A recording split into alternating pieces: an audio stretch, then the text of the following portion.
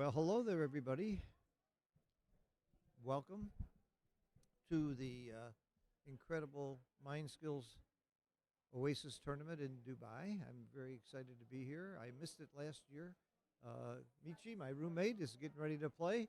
Good luck, Michi. This is Phil Simborg from Dubai, and we are starting a very exciting tournament with a tremendous number of really top players from all over the world. As you can see, my good friend Akiko, good luck. Good luck to you. I'll be doing your commentary. I'll try to be nice. Okay, good luck. Okay, I'll be nice. So I have the pleasure of my dear friend Akiko from Akiko Yozawa, a two-time world champion, is going to be playing Catlin Bukar. Cat, many people know, is a very fine player. He's originally from Romania. He's been living in London for quite a long time. And he is also a very fine player. And he, I think he came in fifth, I think he told me here, either last year or the year before. And he's done so well in some tournaments. Of course, Akiko's going to be a favorite. But they're going to be 9-point matches. And you can lose twice and still be the champion of this event. The finals will be on Saturday. If you have comments, I will try to watch them in the comments on the stream. If you're watching live, I'll try to respond. And what can I tell you? Oh, it's 9-point matches. They are playing responsible moves. That means that if your opponent screws up and plays a really bad move, you can accept it if you want to, even if it's an illegal move. It's up to you. I like that rule. I like the way that's the way I think backgammon should be played. Why should I be helping my opponent if he does something bonehead? Dice on checkers are no good. And again, you can win. When you lose 3 times, you're out. The finals will be on Saturday, and it doesn't matter how many losses you had. There's only going to be one match played in the finals. If one player had fewer losses than the other, that player will be compensated with some extra money.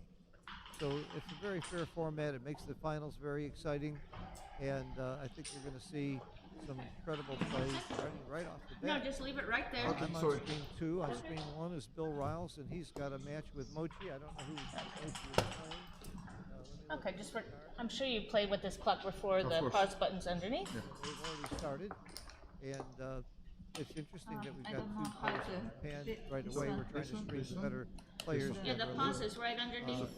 They'll pause it for you if you down need to. towards the end. We try and stream the players with the So better we records. put that one. There is a tremendous number of people here from Iran. Several of them are good friends of mine. I'm very pleased to say. I'm celebrating Rosh Hashanah here in Dubai. I never thought I'd say those words, but here I am. And as a Jew, I feel very welcome here. I've never had a problem of any kind, and I just love being here. Yeah, and perfect. I have many, many Iranian friends and friends from Lebanon and Jordan and all over the world. And I think And then you guys know the part of the beauty of my backgammon dice. brings us all together. I have my father was born in Kiev, Russia, from Ukraine, I'm sure. and I have many Russian friends. I think we transcend politics, and that's the way it should be. You can roll with the could use the clock. cup. Little noise in You the can do background anything with you the want. announcements, but I'll do my best.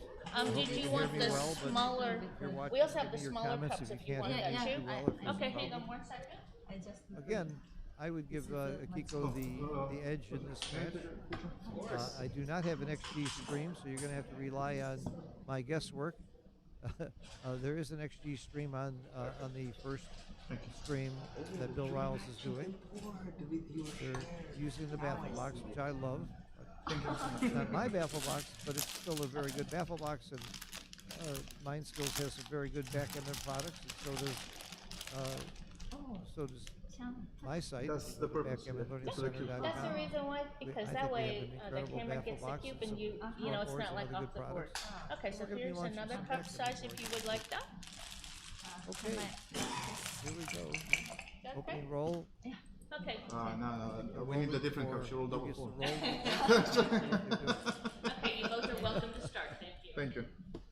Both black dice. This is 9 points. Okay. Normally, I like to have different colored dice roll into the baffle box. Hello, how are you?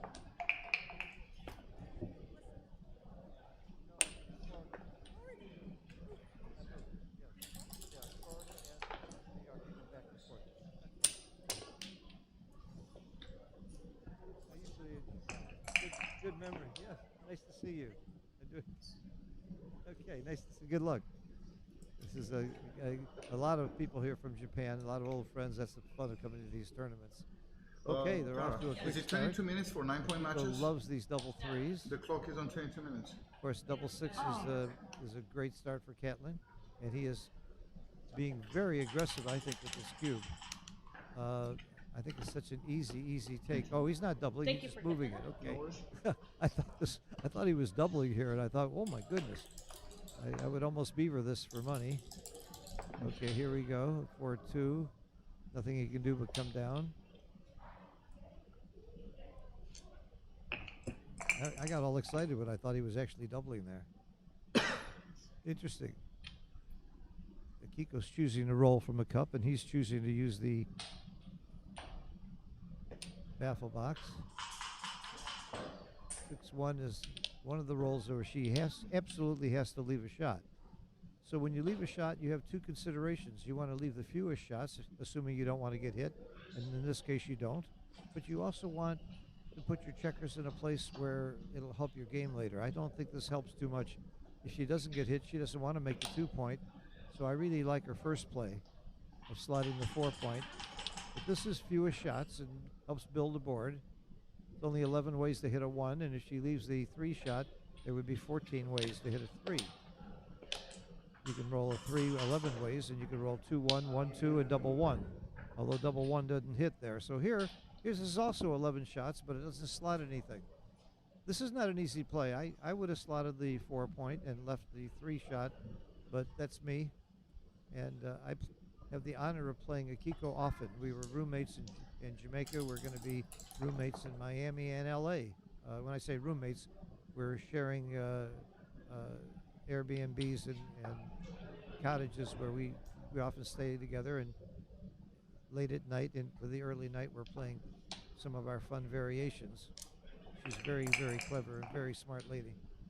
Tremendous respect for her skills and of course her personality. She's just a wonderful person.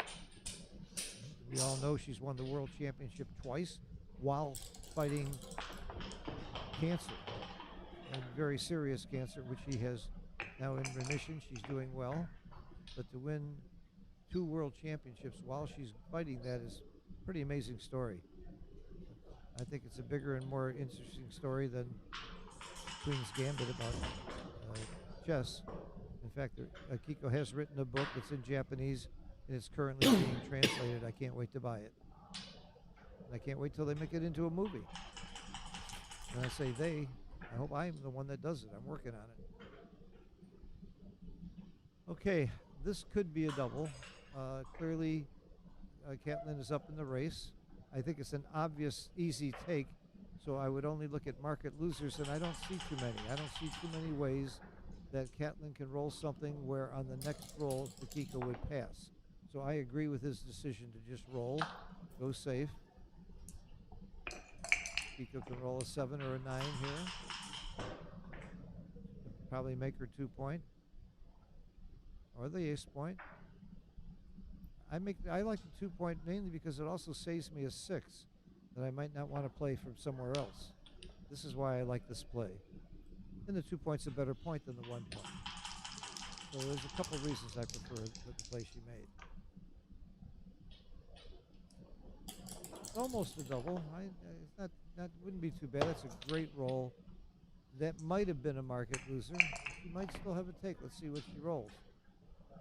Well, the race got closer, so you're always in the game. If you have a high anchor, and she's got the 4-point anchor, if you're within reach of the race, within about 15%, you almost always have a take. But she does have that straggler. That straggler right now, I don't know if that's an asset or a liability. It may be an asset in that Caitlin cannot go past her that easily, but it could be pointed on and cause some aggravation that way. Even with 3 checkers back, having the 4-point anchor at this point suggests that there won't be too many gammons against Akiko. So that's why I think she has a take no matter what. We'd have to count the race to be more accurate. I'm not that fast, but I can do fairly good. 20, 40, 60, 84, 94, 104, 105, 106, 12 is 118 for white. But he's rolling. Okay, I didn't get a chance to count the other side. Yeah, this is one of those rolls I was talking about where it could have been a liability, but she could come in on the ace and cause more problems. She dances. Now it's a double, and I think it's a pass. I don't see much room for getting the shot. Gammons do go up a little bit now that she has to check her on the bar. I would pass this. I think he lost his market, but he rolled a very good roll and pointed on her, and she danced. So that combination of market losers was quite a lot to happen, so I agree that he didn't have a double before. I like his cube action very much. And she took it, so I must be wrong about this. I would have dropped this very quickly. And here's a good reason to take. You got a shot. He could play very safely to the 2-point, but I think that's really ugly. Yeah, I like this play better. I wouldn't have volunteered the shot either. He probably would have hit it, no matter where he would have left it. With her 6, interesting. Come out or make your ace. She comes out. Don't waste too many pips. I think he has to hit. Is the race is close enough? Maybe some gammons. Yeah. He's up enough in the race where he doesn't have to hit. The hit is usually automatic in these kinds of situations. 40, 53, 92, 96. White has 99, and Brown has 50, a lot more than 99, so he could play safe. He could play safe.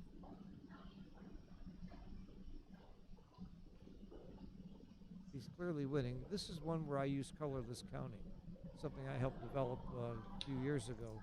Since there's 15 checkers on both sides, you can just compare one side to the other and not worry about the colors at all. And he was up enough in the race to where he doesn't have to hit, but this could add some gammons. Might make it easier to bring home. So you count the return shots. 1-4, 2-4, and 4-4 is 5 shots. Plus, he moved it, so it's 1-5, 2-5, and 4-5 is 6 shots. Plus 3-6 is 8 shots. So a little under 25% he gets hit, and he's not going to like it. I think it's right to play safe. I think he's up enough in the race.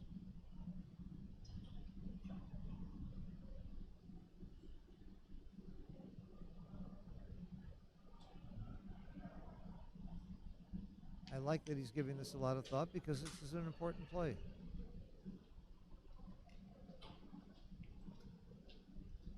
Now, of course, clocks are mandatory. With a 9-point match, you have 18 minutes on your clock, but you have 12 seconds free every time you have a play. That doesn't cost you any time off of your clock.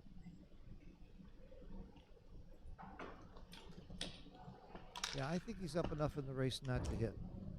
And I think getting hit back about 30% of the time is a little bit too much. Because most of the time he gets hit back, it'll hurt bad.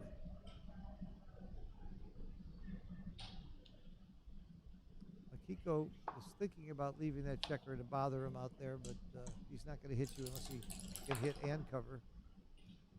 This is an easy play. He didn't come in because he wanted to save the 6, which is okay because he's winning enough in the race to be able to do that. I really wasn't sure about the take, but Akiko took it pretty quickly, so I must have been wrong. That's a good roll to come down. He does not like 5s and 1s, but he's got some spares to play. Kiko's going to probably save a 6. That's the question. So she isn't forced to go with a 6 if she doesn't want to, and I don't think it's worth the 1 crossover. Kiko agreed with me. What do you know? So this is great. Any roll that he doesn't roll a 5 or a 1, he's happy. Just clear it. No. This is the wrong idea. This much I know. Making that point doesn't help you. Clearing is all you care about.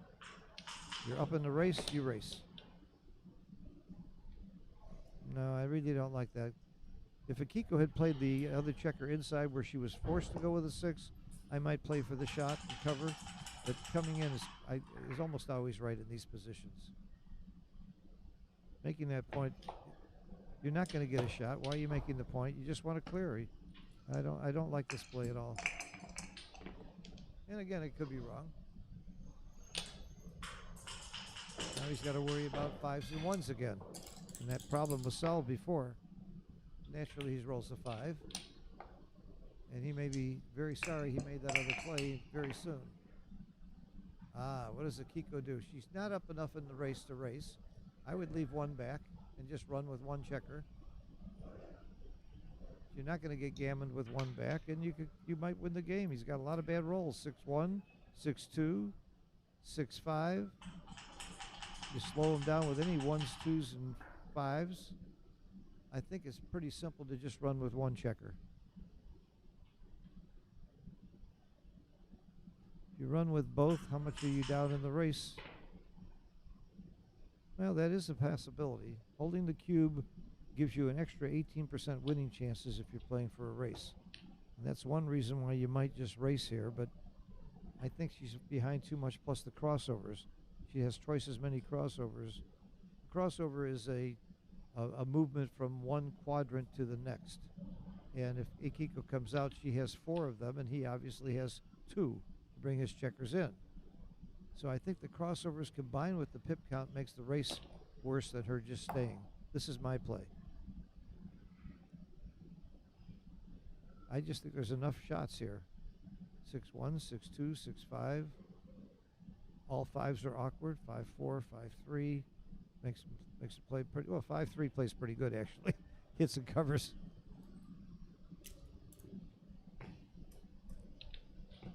Okay. If Akiko did this, I guess it's right, but I would have made the other play. She hasn't picked up her dice yet.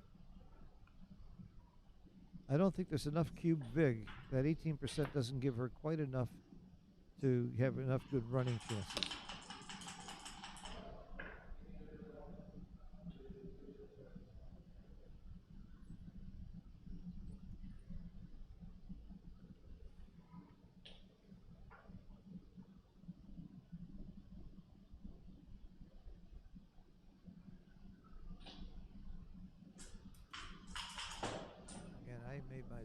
I'm staying with 1. If he didn't have the blot on the ace point, that's another story. So that's another reason to stay. It's all a decision of your game plan. Are you going to try and win a race, or are you going to try and win with a shot? There's 3 basic game plans: racing, hitting, and blocking. She's going for the racing game, it looks like. Okay. So both players disagreed with my plays, 2 of my plays. That shows you why I'm doing commentary and they're playing in the championship division here.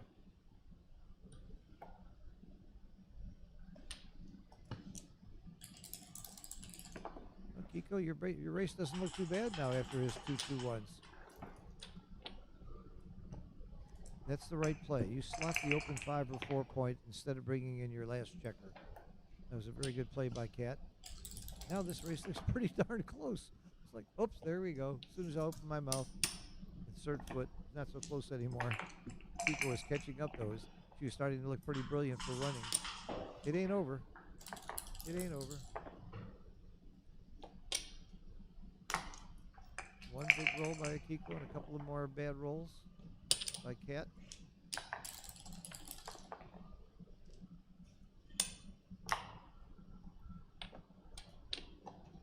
Okay. Kiko's still behind in this game. She's behind at least 1 roll. She's going to have to roll some big double. Oh, that's a very fine roll for Kat. I would go to the 2 point, unstack. You waste if you clear the 6 point. You waste with a 6. So it's pretty, very, very clear here. You play from 5 to 2. Good play. My point is, if he comes off the 6 point, now if he rolls a 6, he's lost that dot on the dice. He's wasted a dot. So the stacks are bad. This is the right play by far. When I say by far, percentage-wise, it might not look that big on XG, but mentally, it's clearly right.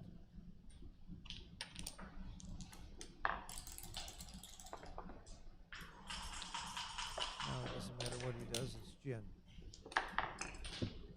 Well, she could roll 2 doubles. Nope, that's it. Now it's over. She could have rolled 2 doubles in a row to win. So she was right to roll on. And she was clearly wrong to race. We just proved it that I was right. She could have stayed because she lost. And if it didn't work, then I have to be right. Okay, change the scoreboard. 2-0 for Caton. There he goes.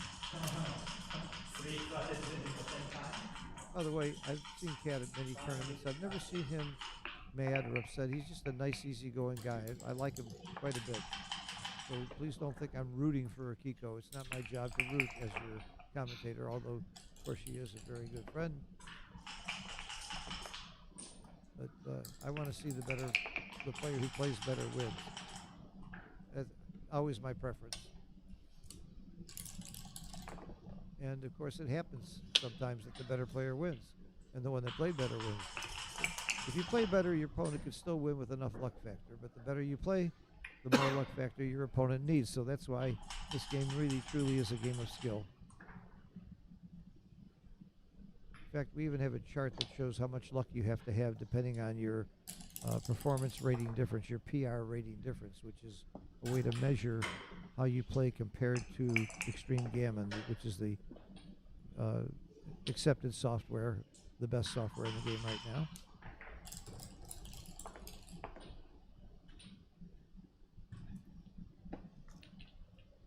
Points are good. In the early game, I always say, look for 3 things. Can I hit? Can I make a point? Or can I play strategically in that order? Steve Sachs says it's easy as 1, 2, 3. Hit, point, or split. But split is not always my third option. Sometimes there's other options depending. Okay, I don't think this is quite a double yet, but I like his thinking about it. He's certainly winning. He's up in the race. He's got 1 checker back. He's got a nice anchor. He could attack Akiko's checker. But a market loser, he'd have to make the bar of the 5, and Akiko would have to flunk. And I think that's too much to get Akiko to pass. So I don't think it's a double. I always start with Woolsey's Law. I ask myself if my opponent would take or pass. And if I think my opponent would take, then I have to ask myself, do I have enough market losers? Well, my good friend and co-teacher from the Backgammon Learning Center, John O'Hagan, came up with O'Hagan's Law of market losers, saying that in a normal situation on an initial cube, if you're going to lose your market 25% of the time, you probably should double if the rest of the rolls don't look too bad. And I don't see 25% here. I see 6-2, double 6, 6-4 would be market losers, double 5. But then there's some anti-market losers. There's rolls that leave shots and get hit. So I completely agree with the take, and I'm not sure about the double. And by the way, that's something else called reverse Woolsey's Law. If you're not sure your opponent should double, then take. Well, that's a funny way to move the checkers. I don't like that. That's that shifty move of the checkers. It can get a little confusing. If I was playing, I would ask my opponent, please not do that. Okay, she has to come in on the 5. The 2, I think, is forced to play safe. I don't think she could afford to leave a new blot. Because he's got her outboarded 3 inner board points to 2, and he would like to hit her, so she knows she's going to get hit. You don't want to create new blots. And see, she knows she's going to get hit, except when she doesn't get hit. This is tricky. You make the 3 and leave a blot, or you bring 3 down and block. I like this play. I don't think the 3 is that important. Kiko needs to get out of there and reduce the number of shots, and you don't want to get hit or pointed out on the 5 point. So I think she's just got to get out of there. And she does. And she got to keep going because there's no other 1. Show me a 1. That's it. Okay. Now 11's hit in addition to 1s. I always think about it ahead of time. Oh, what a great roll for Cat. This is not a good start for Kiko. Every roll makes somebody happy. Do you come up? Where else are you going to play a 2? You're going to play 6 to 4? This is not easy. I think I come up. You're inviting hitting on, but you might be able to get away too with a 5. And there aren't that many pointing numbers. I think that's the play. I don't like 6 to 4, and you're not going to leave a new blot. That's too many gammons. He should attack. He should hit. Absolutely. And I play it very, very big and go to the 8 point. Get the most covers. I wouldn't be too afraid of her board. Play it big. Play 10-8. That's it. That's me.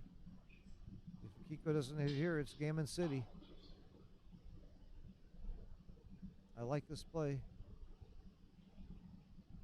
I like that they're both so studious and taking plenty of time. Oh, no, no, no. Then even if she doesn't hit, I hate to have, no, this is not the idea. This is something you would do if your opponent had a much stronger board. This has got to be right. Whoa, big roll for Akiko. I think she has to hit and play 13-12. They're only one. It's a slight chance, but it's better than nothing. Look, there are 4 numbers that dance here. That's not one of them. But it doesn't hit. Oh, it does. Yes, 3-4. It does hit. Yes. She needs to perform again. A little Akiko magic here. Nope. Now she's dead. Now it's Katie. Goodbye. Just a matter of. It's going to take a miracle not to get gammoned. 6 to nothing. That's going to be quite a big deficit for even Akiko to overcome, but I wouldn't rule her out.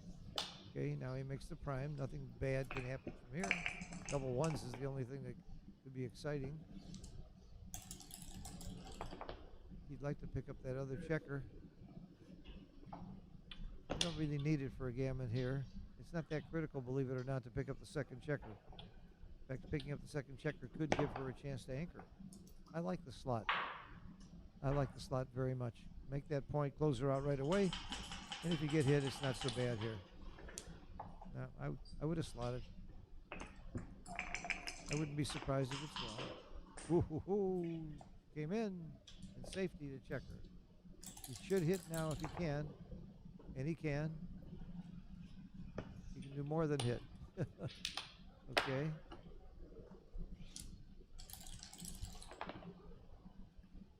That's a nice roll. This gives him a perfect bear in the back checker in 3.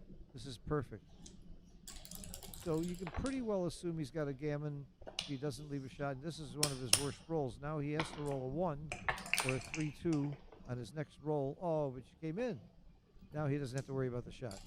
Okay. There's a very, very slight chance of getting off this gammon. And it's not by rolling 4-2.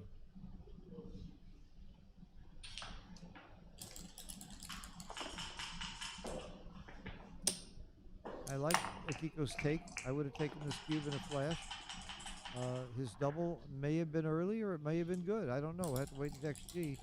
Certainly turned out to be good. And again, it was, even if it wasn't a double, it was very aggressive double that had potential for gammons. And I can't fault him for the cube at all, even if it was slightly wrong. And it might have been right. It might have been right. I didn't think it was a double, but he certainly is getting rewarded for it. Get super lucky with the doubles again. No, she could get off again. 5. I come into the 5 points, so double 5s works. And not this roll, but the next roll. Double 5s might be needed. This is the right play.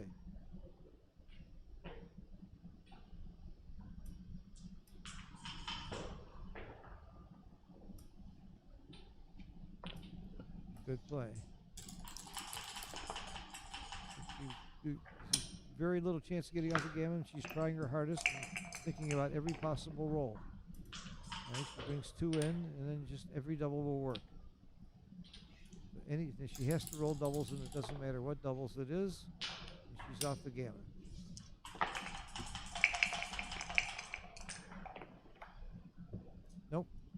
backgammon. 6-0. That's a very tough lead for Kat. And Akiko, in her mind, in my mind, I'm thinking, well, okay, I can lose twice and still win the tournament. But Akiko's thinking, how do I win this match? She's not thinking the way I would be thinking now. I'd be wondering about what I'm going to have for lunch. But Akiko is not going to give up till the very last second. That's why she's such a champion. People may not know this, but one year, not too long ago, she was a little bored. She entered the Japanese Hold'em poker tournament, and she won the national championship of Japan in poker. That's how sharp a mind that she has. And she is, by the way, has a degree in law, as her husband, Hiro, also has a degree in law, but he practices while she plays backgammon. So she's put her degree to good work while he's just wasting his life being an attorney. By the way, her husband, Hiro, is also considered to be a very, very strong backgammon player. If you ask Akiko, she will tell you that Hiro's a better player.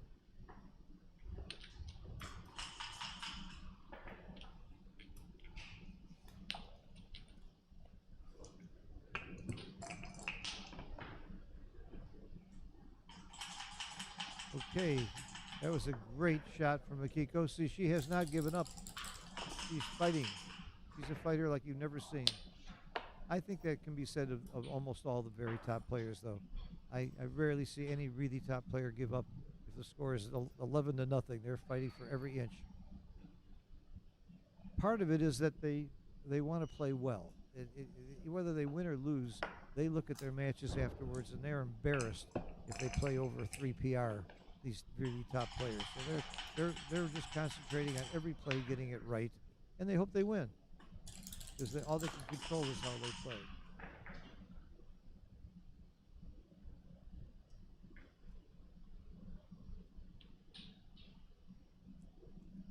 This is not an easy play for me. I really don't know how you play this one. I think because he has her outboarded, I like the hitting option. Inside and making the point and hitting. No, wait a minute. This is 2 up? Sure, this has got to be right. Hitting outside and putting 2 up. This is far better than the other play he looked at. I like this play. Kiko comes in and anchor. She needed that desperately. She's got a game now. They're dueling 5 points. Or dueling anchors, dueling high anchors. And he just gave up his anchor, which I agree with. He's going forward, and Kiko's staying back. I would hit 13 to 5. Want to slow him down. I want to get hit more. I want to develop a back game. So that's 13 to 5. Took my play. Use different syllables. This is not a good roll because the timing helps Akiko if she can make that 2-point or ace point. She desperately needs a 2. Actually, it is a very good roll. If she doesn't roll a 2, she's in big trouble.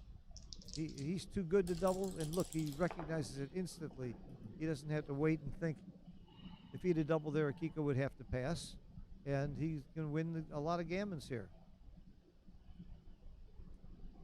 So 3-2, there's not much you can do here. I would just come out. He could create another builder by playing to the... Yeah, that gives him some more builders. Actually, now that I look at it, I think going to the 7-point is right. I would split from 9 to 7.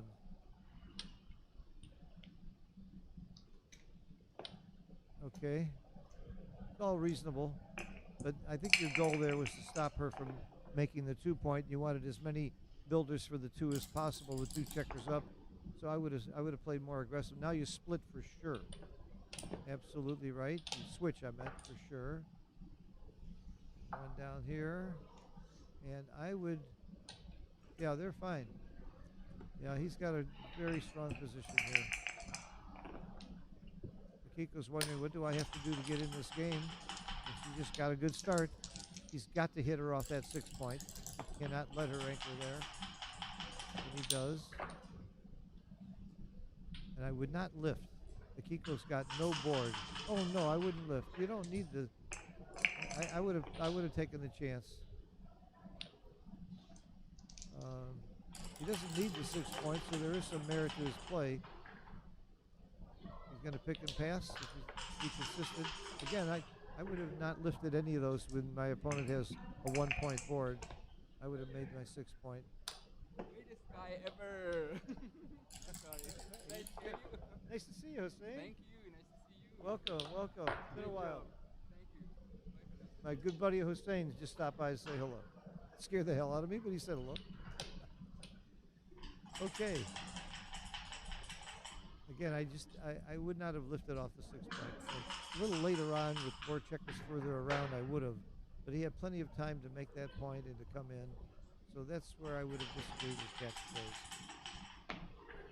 And he's suffering a little bit because of it now.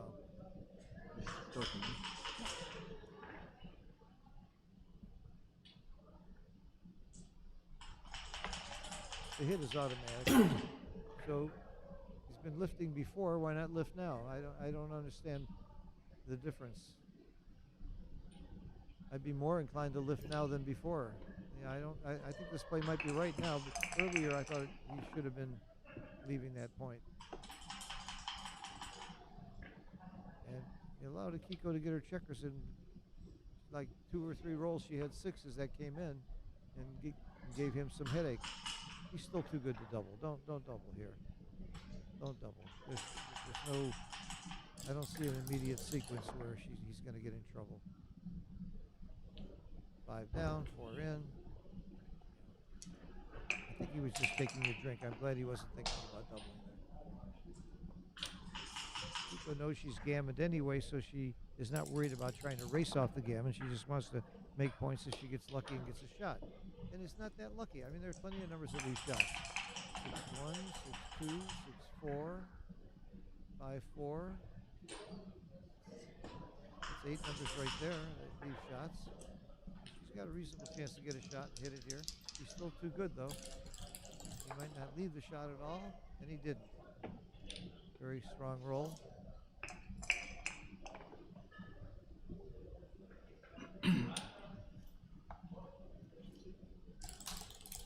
I don't think the luck factor is going to be too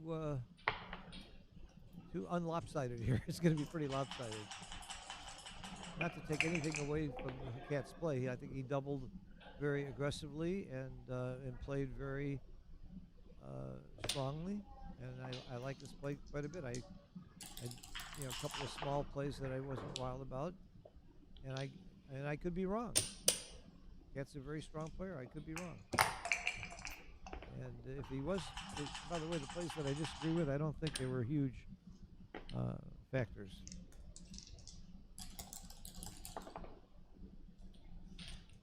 Okay, that's the game. 8-0. 1 away, 9 away Crawford. I don't know what your match equity is there, but it's got to be somewhere in the range of 6%. My guess.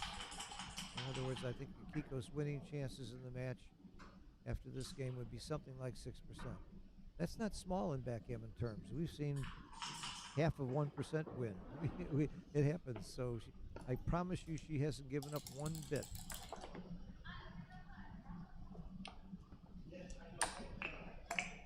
Look how much time she was taking on a couple of those plays to figure out if she can still get off with enough doubles. She's going to have to roll like 3 double 6s, and she's still worrying about getting her checkers in a place where if she gets it, she can get off the gammon. What a fighter. Now you give up. Now you give up. I guess you could roll a 1. She could roll 2 double 6s. That's it. Okay. 8-0 Crawford.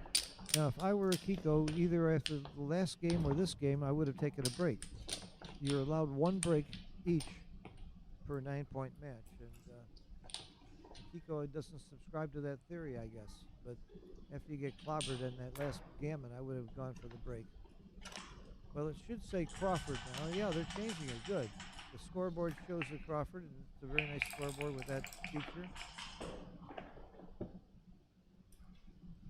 So the only question I ever ask myself when it's Crawford is, do gammons matter? Obviously, Akiko doesn't care if he gets gammoned, because your opponent only needs 1 point, so she can play very strongly. But does it matter if she wins 1 point or 2 points?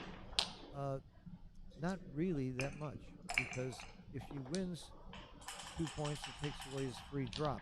So that's the only thing you've done by winning another point is you eliminate your opponent's free drop, which is worth about 2%. So you play this game at DMP. Now, if Akiko had 1, 3, or 5 points, then gammons would matter. And you would play the game very differently. You'd play gammon go and gammon save. So both players should be aware of this and should be playing it as if it's DMP, double match point. So all you care about is winning. Neither side should care whether they win or lose a gammon. Years ago, one of my teachers, Stick, who's a very fine teacher and player, taught me that the most important thing to learn is how to play at DMP. And he played thousands of matches that way and sharpened his game. Because even when gammons matter, most of the time the right play is the play that wins the game the most.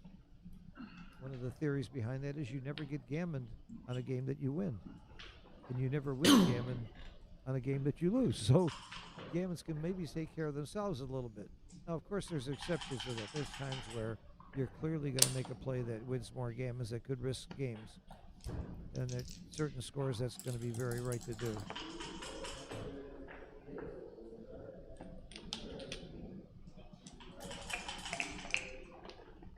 At 3:30, we'll be back for the next match. The time right now in Dubai is 2:30. So in an hour, we'll be starting another match.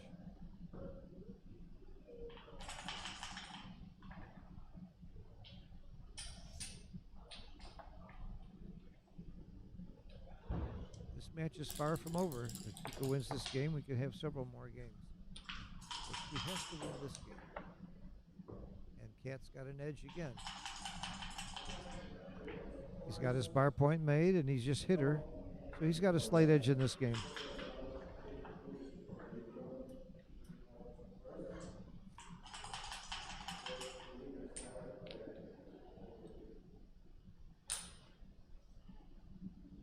I would have brought the checker around and played more offensively instead of bringing the 2 out. For one reason, I like leaving a checker on the 20 point because I like to make that point if I get hit. It's called the golden point for a reason. And the reason is that Paul McGrill called it the golden point, and we listen to what Paul McGrill says to this day. We all love him and miss him, and his legacy of all the things that he has written and done in his lectures and articles has lived on. At my Backgammon Learning Center, we have some 25 teachers, and much of what Paul McGrill in his theories has expounded is what we use as a blueprint for our teaching.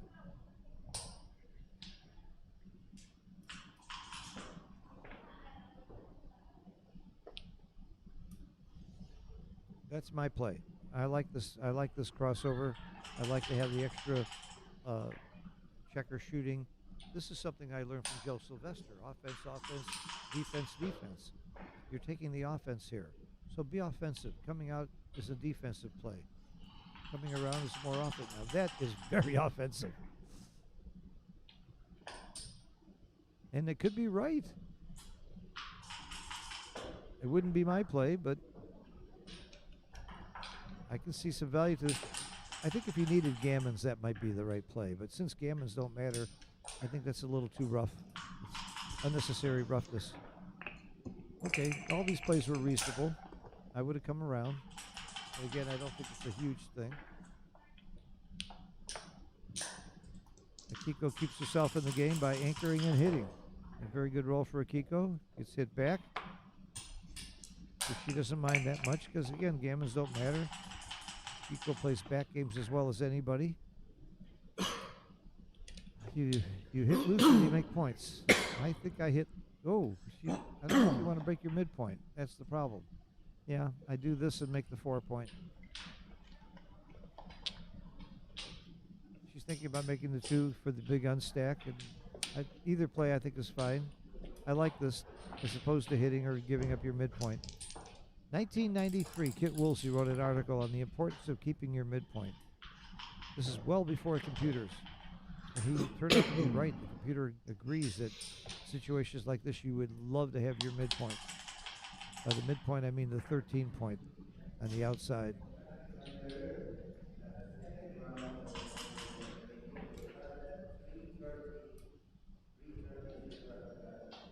remember, these announcements are being made by Arda, the ultimate tournament director. He's directed Monte Carlo. He has his own tournaments. He's going to do the Merit Open in Cyprus. And by the way, I will be there doing commentary. I do commentary at 3 major tournaments: the World Championship, Cyprus, and the Dubai tournament. And they're 3 of the biggest and best. I'm honored to be invited. And thanks to your positive comments and feedbacks, I get invited back. I posted this not too long ago, but my commentary is not aimed at the super genius players. They don't need me. You can turn the sound off and watch the game. I'm trying to help people who are intermediate and beginners and average players like me sort of understand what's going on and appreciate maybe some of the nuances of the game.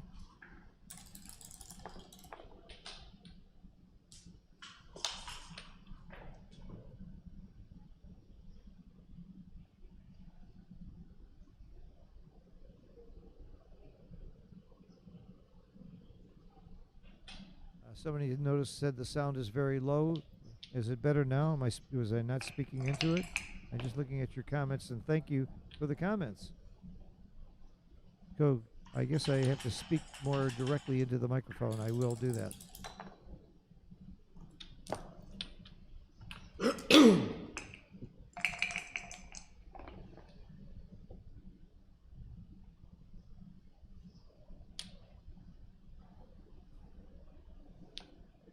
Well, Akiko's in trouble again this game. He's got a nice prime, nice blocking game. I think he's just going to play quietly. Those 2 blots makes it exciting to run off the 18 point, but not with a 4-2. I like this play a lot. This is productive. I think a lot of people would just come down. I don't think that's my play at all. I like this play of making the 4 point with those 2 blots inside. And of course, I would have been hit and covered. Assuming that she roll a 5-3, which is not necessarily the case.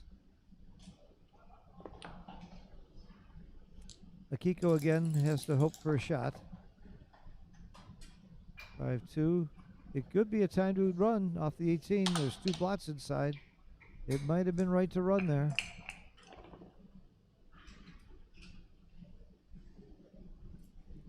Doubles is not what she was hoping for here. This cost her timing completely. Gives her almost no good game to play, except to pray for double 6s and pray for 6s and run and not get hit.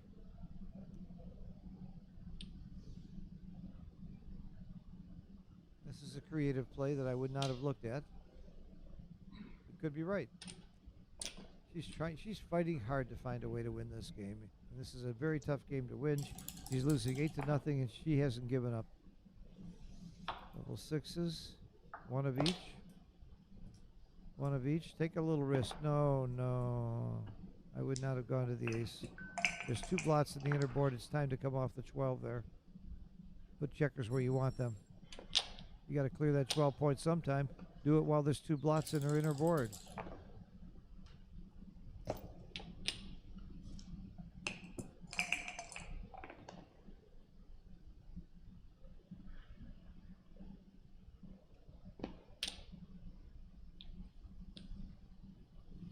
Akiko's just trying to hope she can hold on long enough to get some kind of a shot, even an indirect. So now he's probably going to leave it indirect, and now she's got a better board. That's why you do it earlier. Well, here I'm wrong. He's waiting for her to crash now. She rolled a good roll.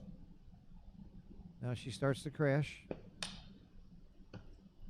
Very, very tough situation for Akiko. She's going to need double 6s. Now are you going to finally give her the 9 shot? It's only 6-3. Only 6-3 hits. That's 2 numbers out of 36, a little over 5%. Do it. It's right. You want to get your checkers in so you can start taking them off. You want to keep your checkers in front of her. Come on, play 12-6. Do it. That's the right play. I'm convinced. Of course, you hate to get hit. You hate to see it happening.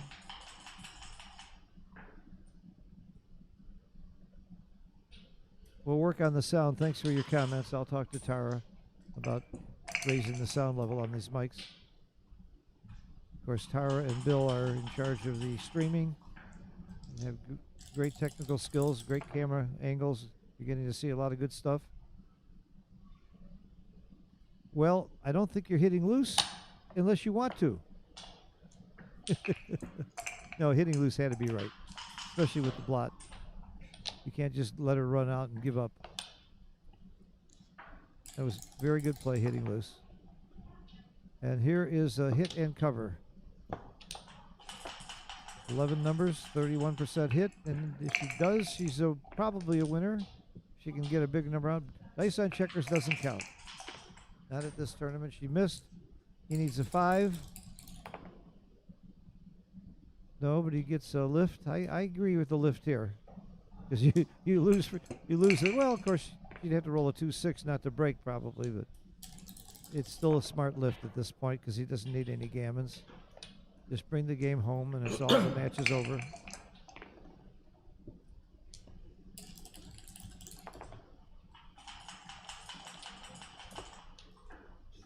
I don't see too many bad rolls here for Kat.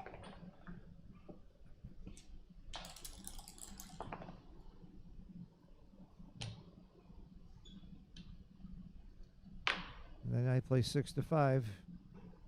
Fewer shots. I just take one off the 6 point. This is reasonable. Or taking one off, either way. Okay. I didn't like that checker movement. Always put it back to the original before you make the correction, in my opinion. It gets confusing. It's just wrong to do it that way.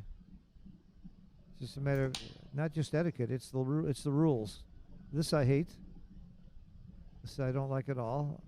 I either take one off or move 4 to 3. I don't like this stack. Stacks usually are not pretty, and they're not pretty for a reason. They play badly. This one didn't, though. The stack played pretty nice. Oh, okay. We have a small little bit of hope that Makiko can dance here. She does not want to come in, and she didn't. He needs a 1 or oh, wow. Wow. One minor chance for Akiko, but this match is over. She got it. Okay. 2, 4, 6, 7, 8 checkers off. It's almost a 50-50 game now. Akiko, because of her checkers are a little bit lower than she would like in her inner board, I would say Akiko's about 44% chance to win this game.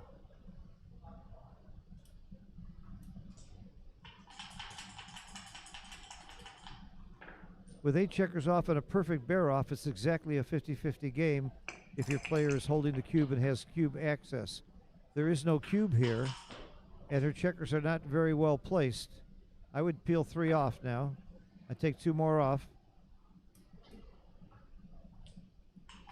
because she would be putting checkers in bad places. I think it's peel time, baby.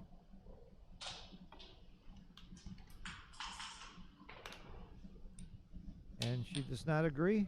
I didn't like that play, but Akiko knows what she's doing. She knows these odds very well. Again, I take a checker off. If he comes in with a 6, I'd rather be hit. Akiko agrees. If he rolls a 6, he probably wins if you just play it quietly. So if he doesn't roll a 6, you got to checker off. And if he does, you have a chance. All right. She would like to roll a 1 here. A 1 something. 4-2 plays. Just take one off. Is that a 4-2? Is that a 4 or a 3? It's really hard for me to tell.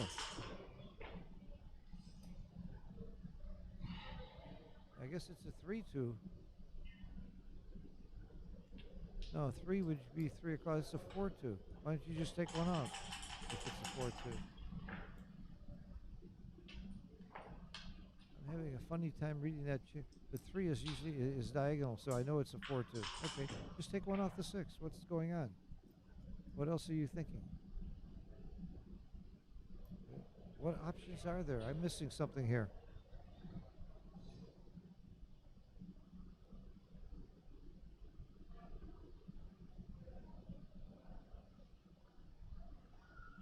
Akiko fighting for every inch Is she possibly thinking about? Oh, is it double twos? It's double twos. Oh, okay. That's a whole different story. Double twos. Huh. That makes it much tougher.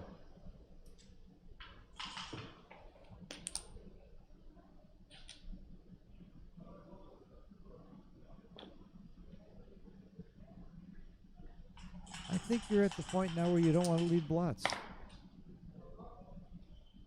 This is a hard one. I might not have left a blot at all, but I'd have one less checker off. Okay, he danced. She would like a 3 or a 2, a 3 to cover or a 2 to peel, or a 1 to clear. Oh my gosh, this is not easy. I think I play 2 to 1, thinking if he comes in with a 5, a high number, I'd rather get hit.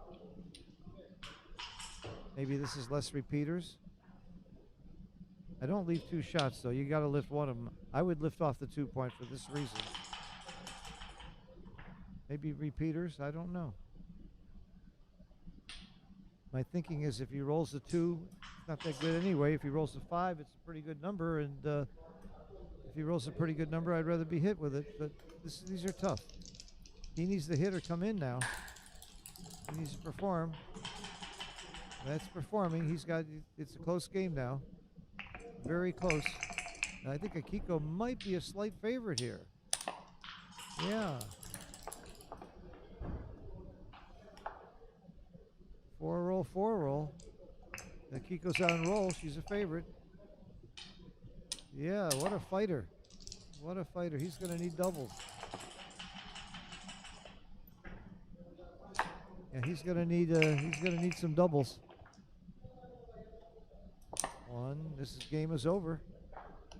Good fight for Akiko. She was getting gammoned, and well, gammon didn't matter. She was getting killed that game. It was all over. The match was almost over.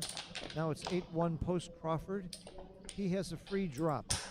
By that, what it means is that any time that Akiko doubles, and she should double immediately, he can drop without any cost to his winning chances if he's losing. So even if he's slightly behind, he can pass. But he's got several chances to use a free drop. So if he's just a hair behind, he might go ahead and take the cube. That's all you think about in post Crawford is about the free drop. So now if he rolls a really bad roll, Akiko doubles, and he passes. If he rolls a decent roll, he'll take it. And 4-2's a decent roll. I think he'll take the cube now. Akiko should double. There's nothing to gain by waiting when your opponent has a free drop. And he's right to take it because he's either winning or close enough.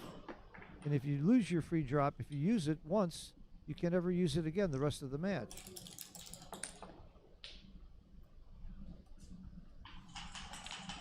All right, Akiko duplicated his 4s. She would like double 4s. A 2 is very good also. All right, we got a pretty even game here. This is not really a great roll. Helps the race, but he would have loved to cover there. Akiko wants a 4. No, 6-2 is not a good roll at all. Oh my goodness, I think you run. And that's what she's doing. Because the other options are just bad. You just give up your midpoint to go to the 2 point. And he missed the hit. That's the cover though. That's still big. Akiko would love to get out of there. A 7 would be big. An 8 would be big. A 6 is just okay. She gets to safety. All right.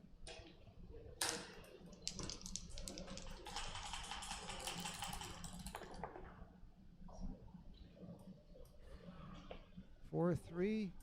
I like this play. He doesn't need gammons, but it's the aggressive. It's the play to win. He tied up Akiko completely. Now he needs a 5. 5. Would he cover or would he hit? Oh, he can do both. It answered the question. That's a killer. That's a killer roll. I was thinking he needed a 5, and how would he play it? Would he hit or would he cover? So he solved the problem by rolling double 5s. Keep that in mind, everybody. When you have a number that's duplicated, roll it. That's the answer. That's the key to winning. That's the key to beating people like Akiko.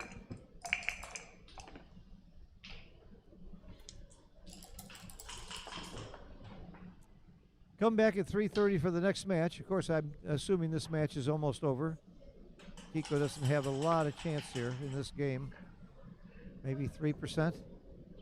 But 3% is, you got to still watch her fight for every single inch. He would love to hit here. He should hit here. With a 5 or a 3, you got the 5. The 1 is up again. He's lifting. Here it might be right though. Here you don't need gammons. Her board is better. The lift here makes sense. But he lifts a lot faster than I do. I tend to leave those slotted maybe too much. Maybe we just found the flaw in my game. The flaw in my game, did I say? I'm sorry, one of the flaws in my game. All you care about is, does double 6 leave a shot or double 5 leave a shot? And double 5 is a little awkward, but doesn't leave a shot. Double 6 now leaves a shot. I like his other play. Double 5, you can always shift if you have to.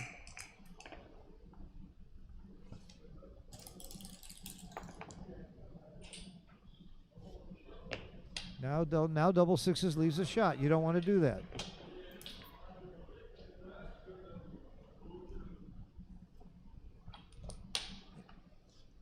The other play is pretty awkward. I don't fault him for making this play at all. It looks very, very awkward the other way. Probably might even be right to leave the double 6 problem.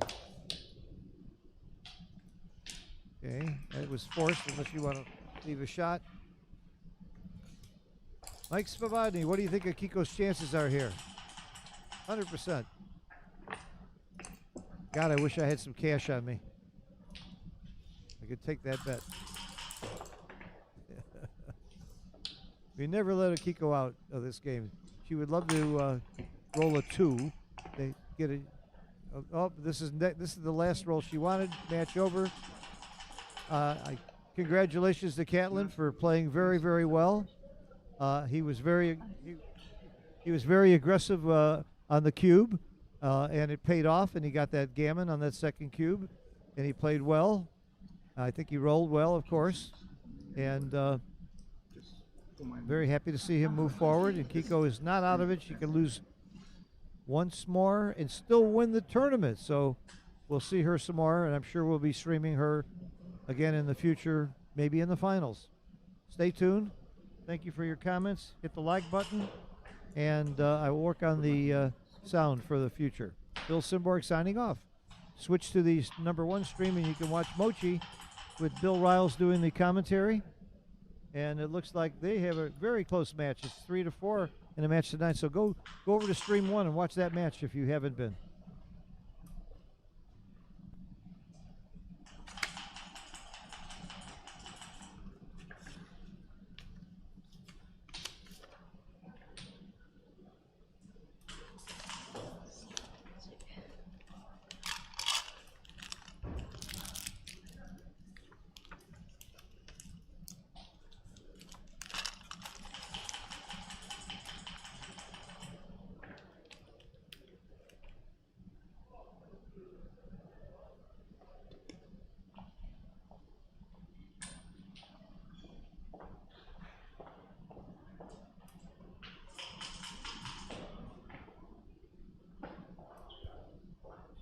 Thank you for the comments on the sound. I will work on that right now.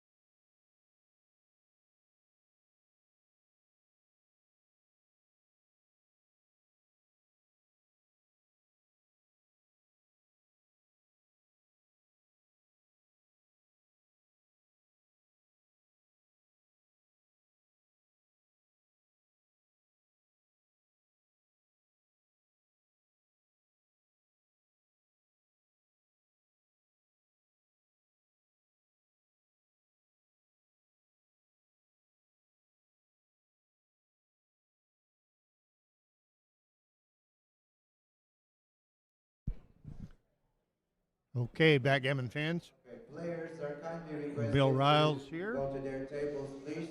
Stream We 2. will start assigning penalty points in 10 minutes. We have Johan All Mozed. masters and intermediates. Round 2 should start right away. Thank you. And let me find it. Ayman Hamideh from UAE. So we've got 1924 or 2024 world champion of Sweden, Johan Mozed, and gentleman who actually, I recall his name quite vividly, did well here last year from the UAE. What did I do with it again?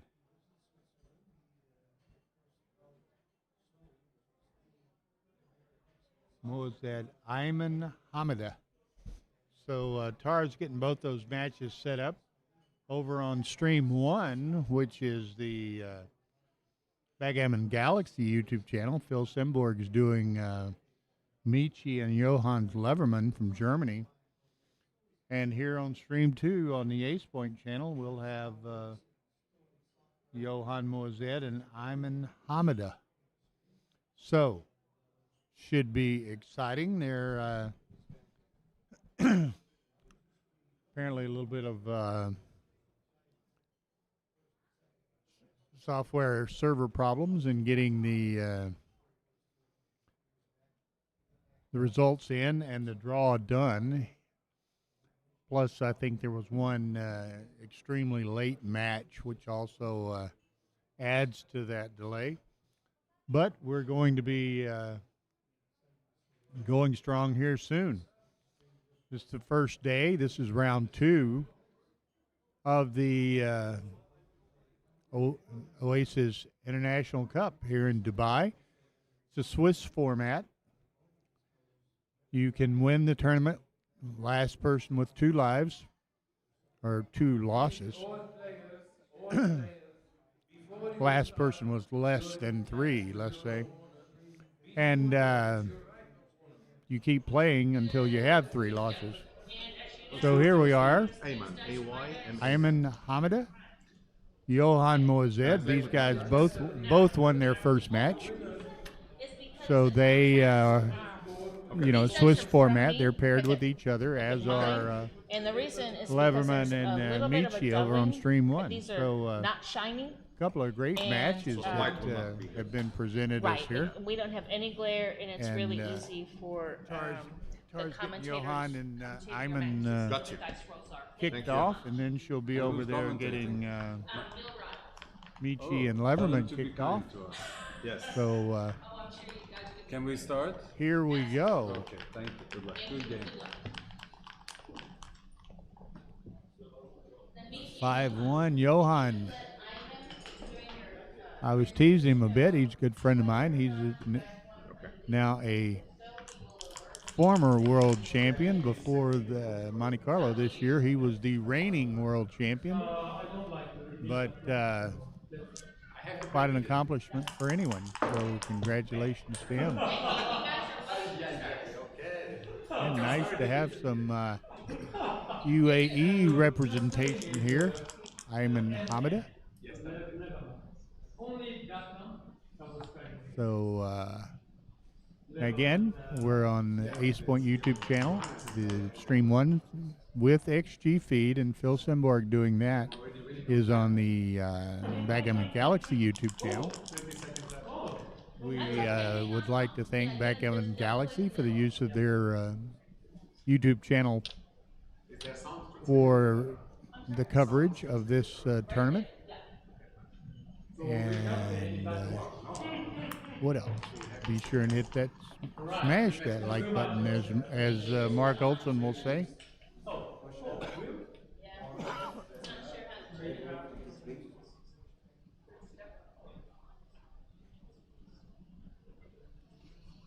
So y'all will excuse a bit of Bill's scratchy voice here. I've been fighting off a bit of a cold, a bit of bronchitis, but I'm going to try to soldier through here, rotate with Phil and let him carry the load on stream 1 on occasion, but I try to do an interactive commentary here, so I have a laptop or an iPad in front of me so I can read the chat. If you have questions, comments, suggestions, critiques, want to hear your name announced, whatever, type it in there, and I'll be following the chat. So anyway, here we go. Johan has a nice structure developing, but he has 2 in the air as well. 1 in the air. Hyman is going to be attacking this. 6-1. That'll make the 5. Puts the second checker back in the air. Now, Johan needs to perform here, or let's see how frisky Eamon. I'm not sure if it's Eamon or Hyman. I apologize. I'm going to say Hyman. He's fairly frisky, and okay,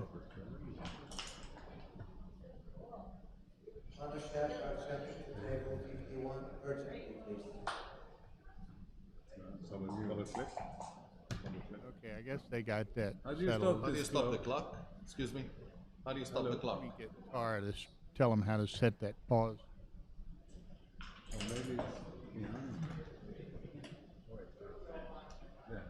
Pause, did it stop?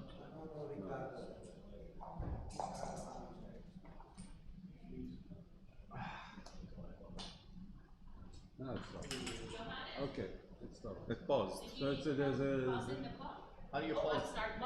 How do you pause it? No, we found out. It's You got it? yeah, it's Here? under Yeah, it's right under here. Ah, Is everything okay? perfect. Tara, where did she go? I'm sorry. My apologies. I wasn't sure.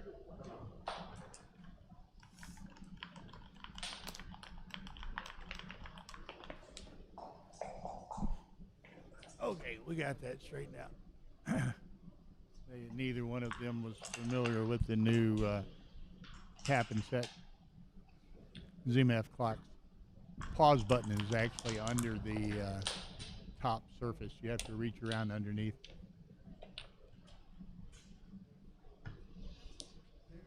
Okay, just y'all give me a little bit of feedback. How's the sound here? Tara apparently was running low on the last round. She's up the sound a little bit. We'd like a little bit of feedback to see if it's adequate. Yeah. Everybody's watching our other boys over there. But that's why we have 2 streams. You can take the match of your liking.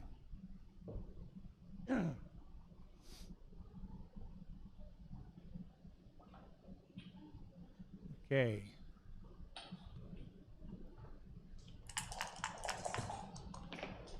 Somebody get. There was a brand new one.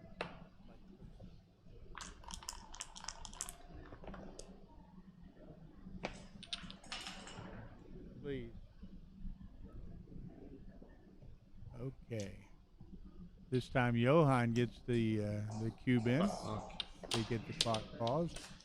And we're 1-1 here. Both 2 similar early games. 1-0. Sure. Okay, 6-5. Hyman runs.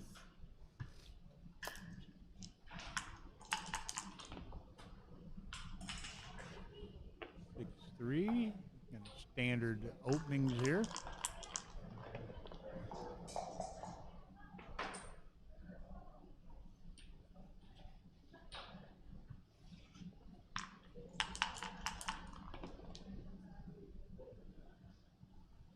One makes the 9.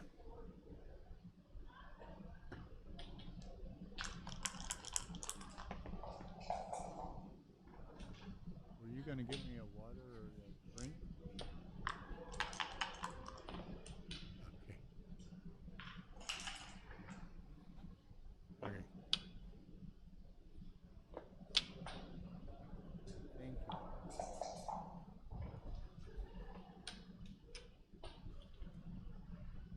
Okay. 4-4, nice set.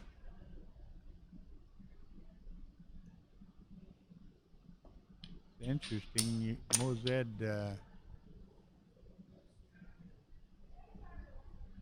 Eamon has escaped his checkers. Mozed's going to keep the goalkeeper back on the 24.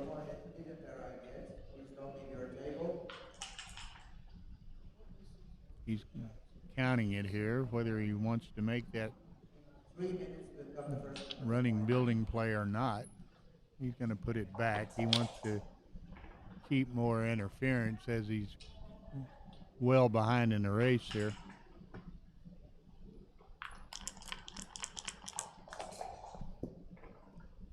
6-2, that's a hit.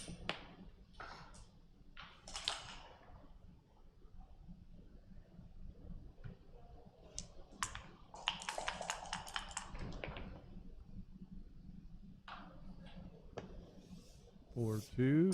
Gonna go 6-4, I imagine. Yes. Prepare to make the 2 or 3 point. Eamon needs that bar. He goes 8-7. 3 builders working for the next points.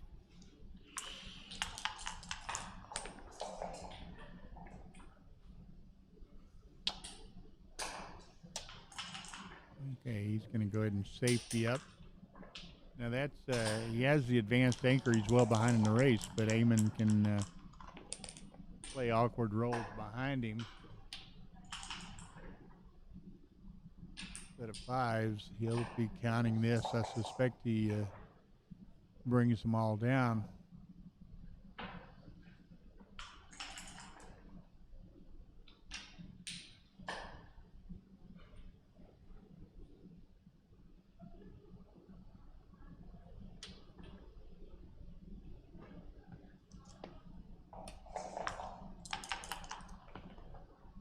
He chose to play behind as I'd suggested he might.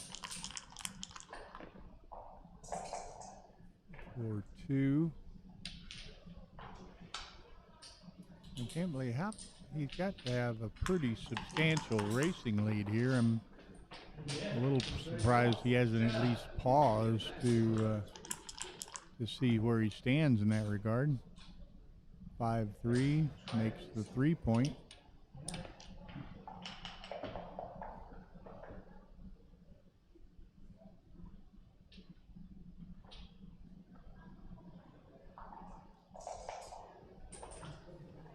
What are we looking at?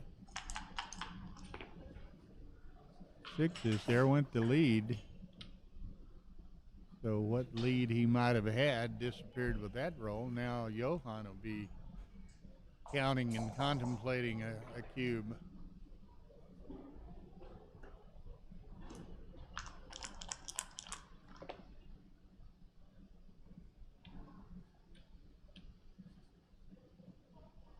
Okay, Hyman is just working on distribution for his ultimate bear in and bear off.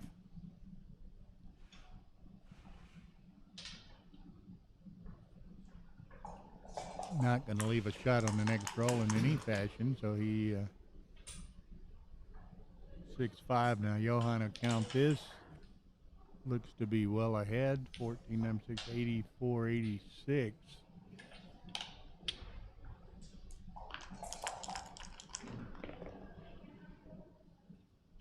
Aces, he'll take plenty of crossovers here. I'd go 6-5. There you go.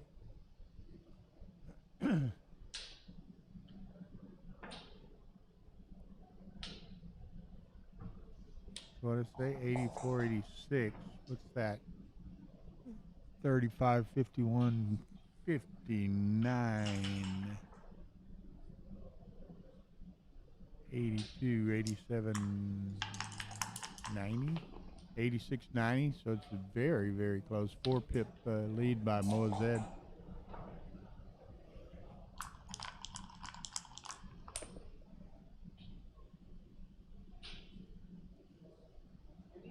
The 6 and the 5.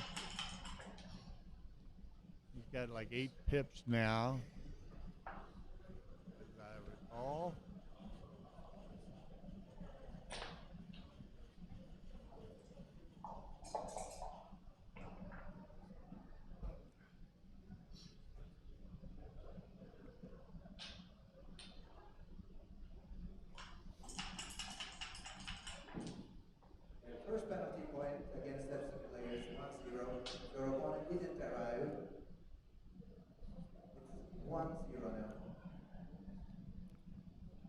Yeah, he's contemplating. What do we got? 2, 4, that's 43, 75, 36, 53, 65, 75. So he's got that 8-pip lead. He sends it. So that's right on the cusp. Certainly a good cube. Eamon will have to, it's 8 out of 75. Is that what I said?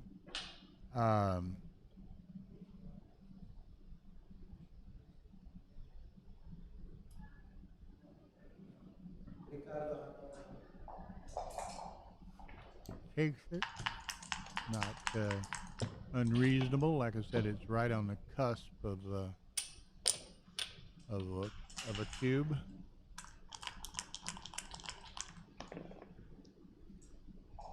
Okay, he closes that gap somewhat by 5, so he's up. Johan up by 3 now, I believe. 4-1.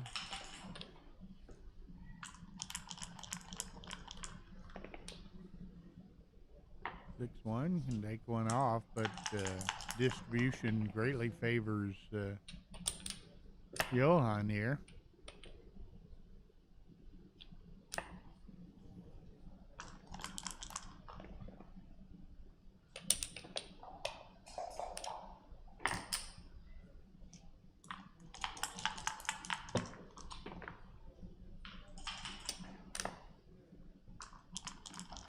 Okay.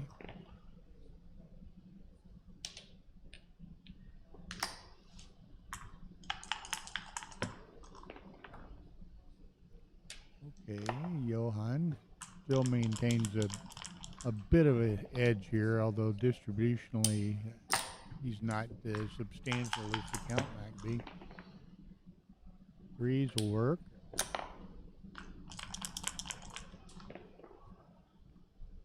He's 1. He's gonna need at least a set of 6s.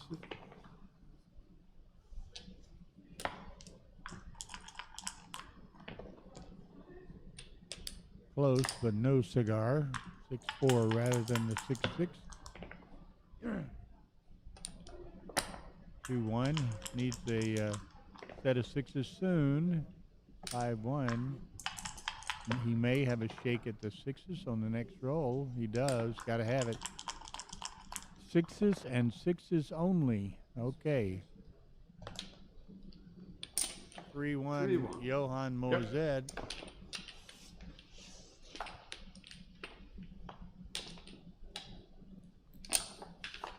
Johan won the World Championship final in 2024 against a good friend of mine, Brandon Macklin from Baltimore, Maryland, in the United States. Nice, great run for both of them. Certainly both experienced and accomplished players, but neither was probably regarded in the lead pack going into Monte Carlo, as if you would. But lead the pack they did and met in the final.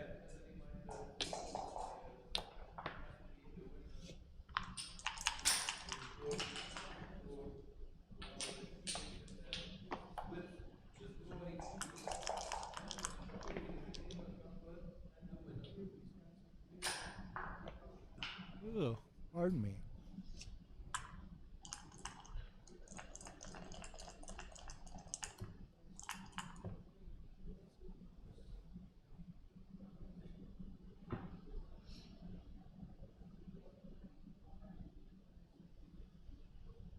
Okay. Johan. Pretty substantial racing lead here with only 1 back compared to Eamon's 3 back.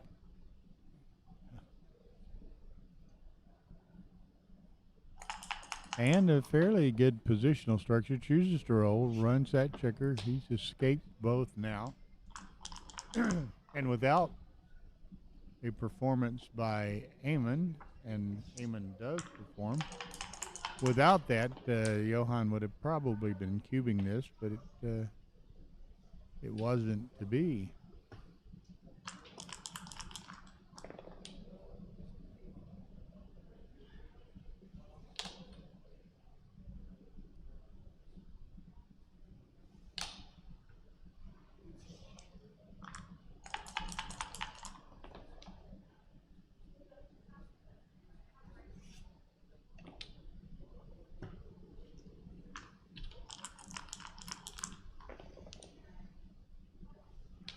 3-6.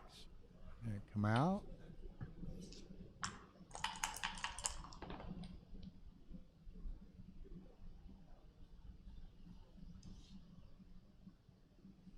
Okay, so Johan, what is he gonna do? He comes in on the 21 and down to the 8. Takes away one of the sets of builders from Eamon as far as threatening that blot.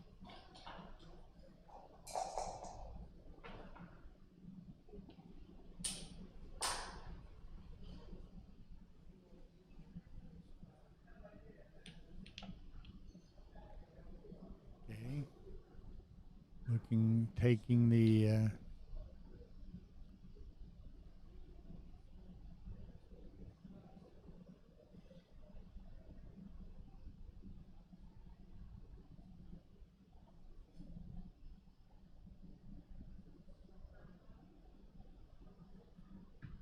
is that right? 4-3, yeah.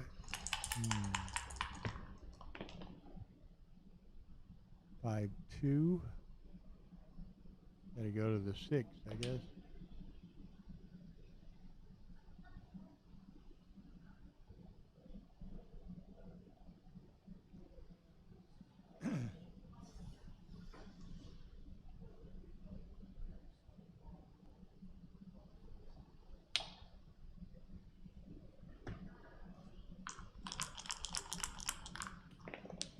Okay. Hits that. It's going to button up in the back. Nice positional structure here. Let's see what Johan does. Rolls a set of 4s, which probably delays what might have otherwise been a cube.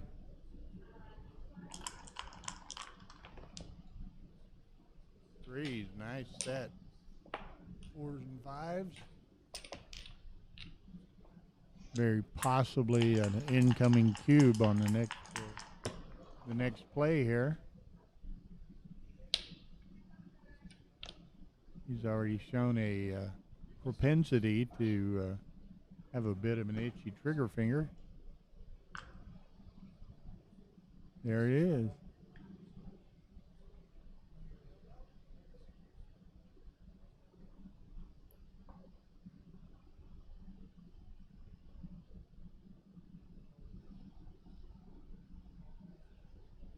Okay, so as we thought, there it is.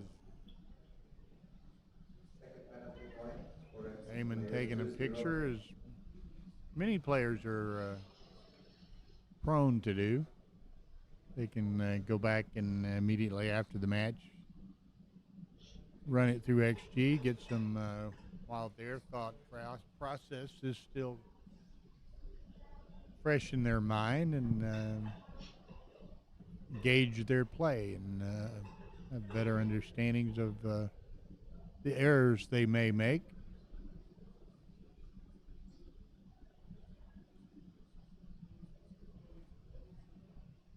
Johan, 54, 59, 77. He takes it.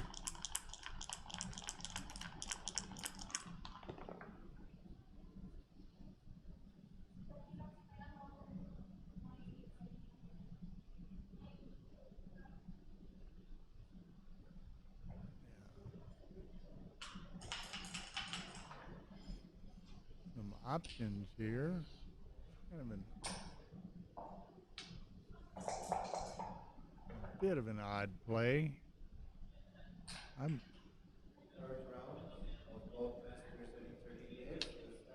might, man, I don't like that. I think I'd have made a 9 and played 6-5, but let's see.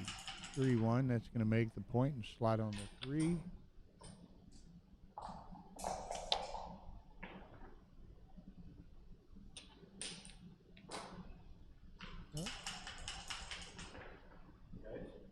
Eschewing the blot. I guess he doesn't want to give Eamon the potential pick up yet another checker where he did get hit.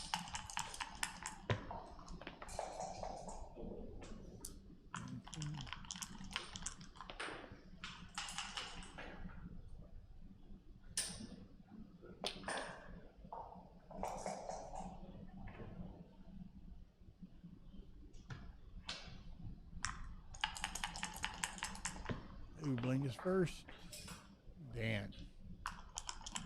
This. Wow. Favorite to have made the deuce and doesn't.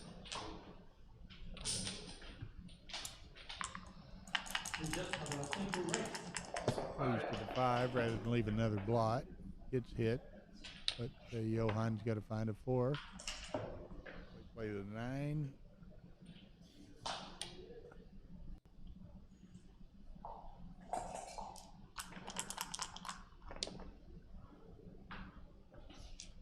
Four, another dance.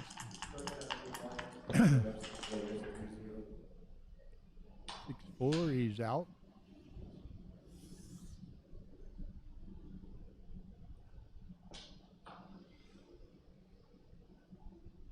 Two real options here. He could play down to the 9 and just have one black to clear. Or you could take the 4 to the 13 point and have 2 to clear. Looks like he's going to choose the former.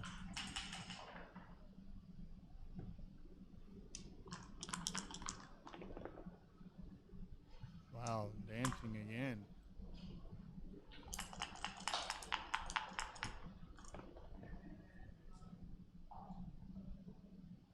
Not exactly what he had in mind.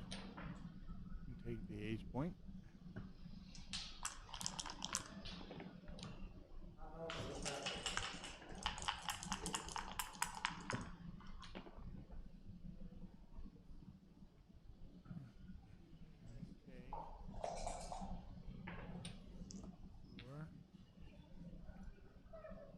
Now, absent an entry here, I think this is going to be a recue.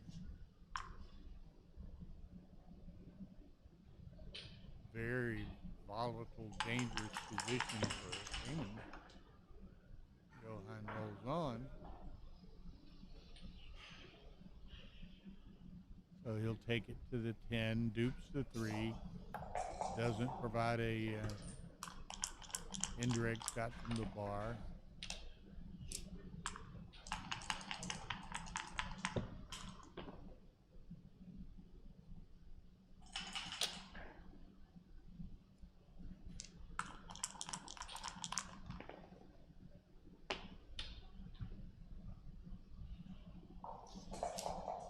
Yay.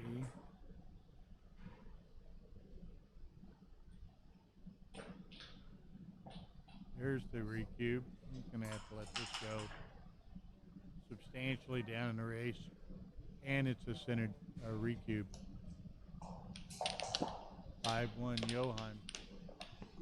Glancing over at the other screen, Johan Leverman leading Miki 4-2 on stream 1. Backgammon Galaxy YouTube channel. We have Here a we have short 5-1. break. Of course, yeah. I'll just go get a tea or something. Yeah, me too. One more. Like he's gonna take a little break here.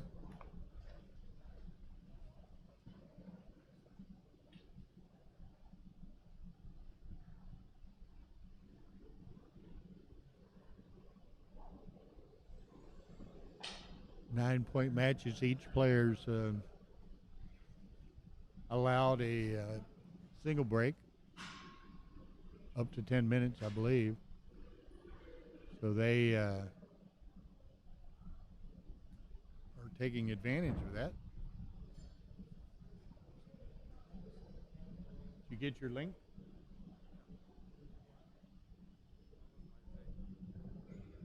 I thought fair. No, XT's only on the other.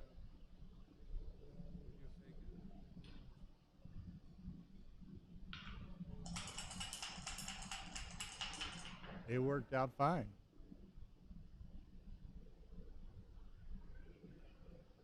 Okay, so again, review a little goings on with the tournament here. Today's Tuesday. There'll be 4 rounds of Swiss played today. 4 rounds tomorrow, 4 rounds Thursday, 4 rounds Friday if necessary. And the final which could be in 12, 13, 14 rounds, will be played on Saturday.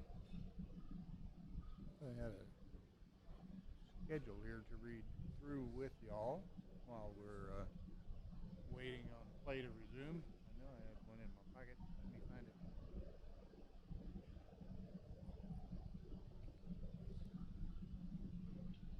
Well, what happened to it? Maybe I don't have it.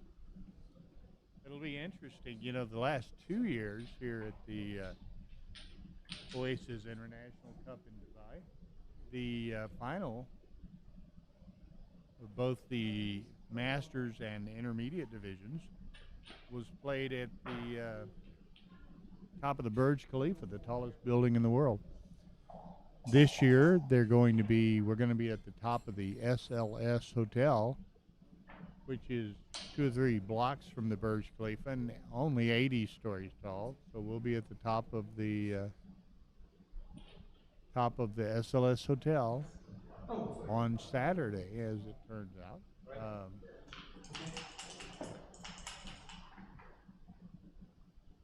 And then in traditional Oasis International Cup and ARTA type tournaments, WBGF type tournaments, on Sunday there'll be during the day on Sunday people will be picking up prize monies and things of that nature, and then in the afternoon they're having a beach party, replacing the desert experience of the last 2 years. This year there's a beach party, and then Sunday night there's a gala awards dinner type event, and that'll conclude all of this year's activities. Now, as you may know, the WBGF World Team Championship, World Individual Championship, and the related events in 2026 will be at the UK Open in London in late August, I believe it is. 27 will be here in Dubai at the Oasis International Cup, late September, as is their traditional date. In 2028, that event will be in the United States. So number of tournaments are looking at potentially hosting that. We've been encouraged by many to potentially consider that for our new New Orleans tournament, the Gammon Go, which was just happened a week ago. So beautiful event. Everyone loved the city, the location, the surroundings, the restaurant, the upscale hotel, the Hampton Hotel Fontenot in downtown New Orleans. So that'll be interesting. We're going to seriously consider hosting that event in 2028. But just so many great events around the globe, around the United States, that we're perhaps more familiar with, that Tar and myself, but we are fortunate to provide streaming and commentary services to various international events, including the Monte Carlo World Championship in late July, early August each year. So we're really privileged to do that. The game has resumed. 5-1, Johan Mozed. Eamon Hamada is on the rally trail. Set of threes. Now this is an interesting permutations here. He could make the 2 points as he did. He could have made the bar. He could have hit on the 15. Just innumerable permutations that he could have responded with. But it worked out well with the following 6-1. He can make the bar, so now let's see what See what Johan might think about this.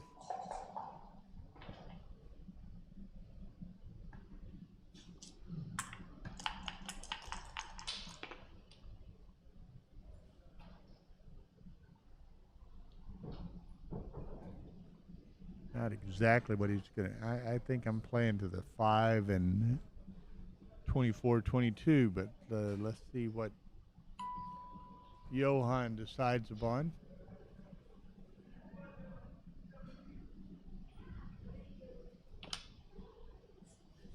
He kind of come down. I thought about stepping up, but of course 5s and 6s to free those checkers on the 23 and 4. So perhaps Johan's play was more advisable. 4-3 hits and comes up.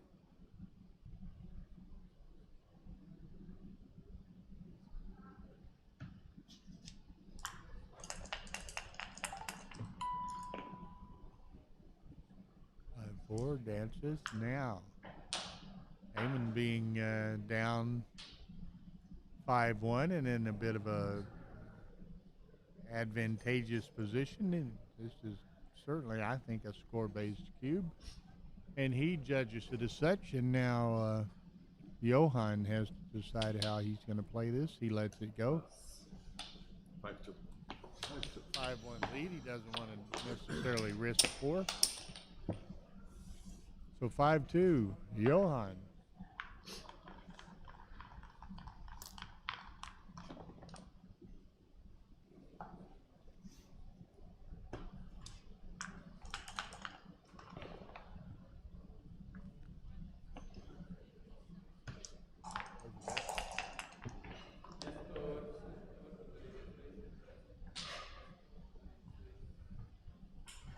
Five, 4.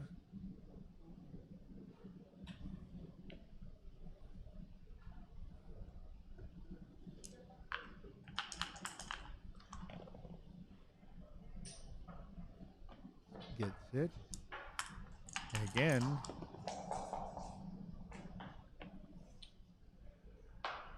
Eamon's going to be looking at this. Is probably a little early, but you can see him put his hands behind his head and recline in his chair. Is trailing 5-2. Is this an opportunity to try to get back in the match? And he says, okay, I'm not sure. Let's let Johan decide. Johan says, I'll take it. Let's play it. And nice shake now. Got several options presented to him. He can make the... no, I don't like that. I don't think. I don't like the gap on the 4 and the 5 having made the...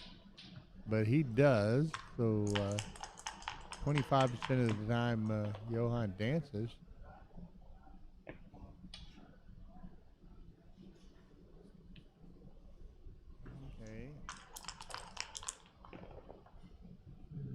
Eamon hits that checker.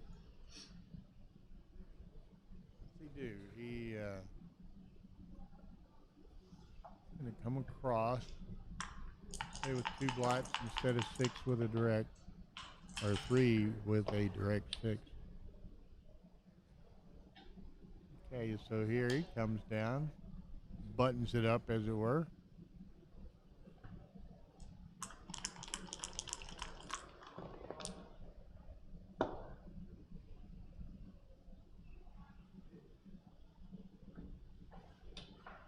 Makes the bar. So now, fairly strategically strong positional game by Eamon. Johan needs to step up to that anchor if possible. There it is.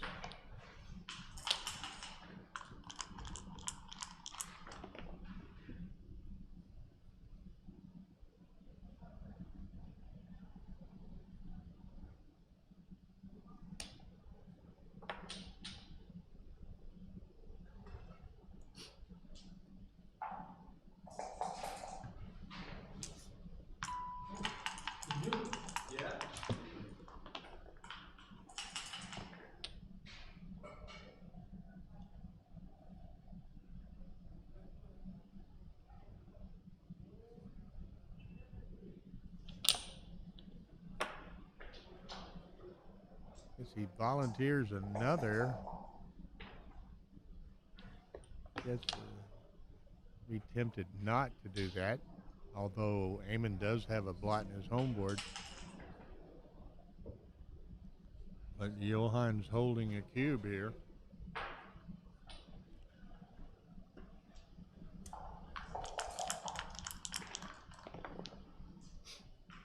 C1 doesn't do much.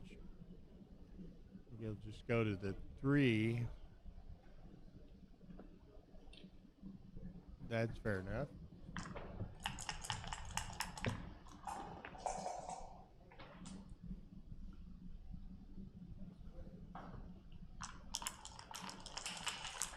Okay. Aim a nice roll. Very nice roll. Well ahead in the race. Now he's got to clear the 2 checkers on the mid.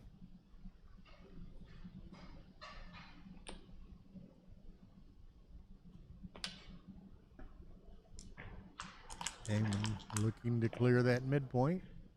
That's not it. He can make the 3.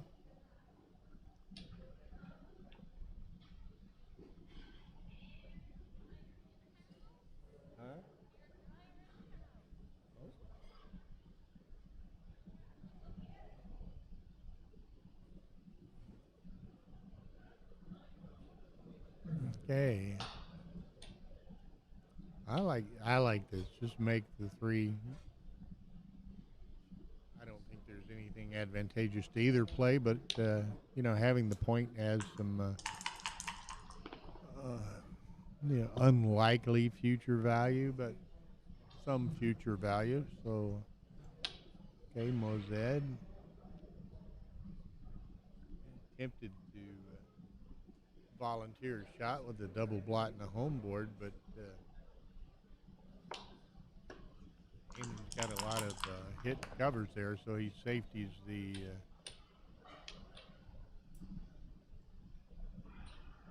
now, does he button up or does he play 7-6? He buttons up. 5-1, make that. Okay.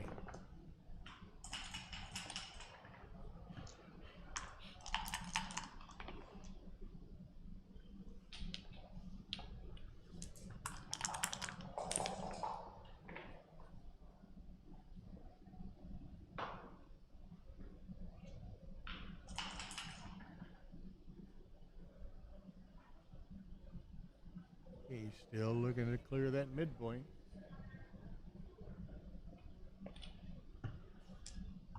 And Johan probably has enough time to wait him out if he doesn't clear it. 5-3.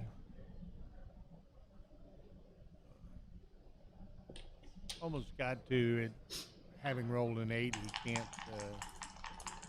can't run from the mid, so that's it. Let's make the deuce come to the 4.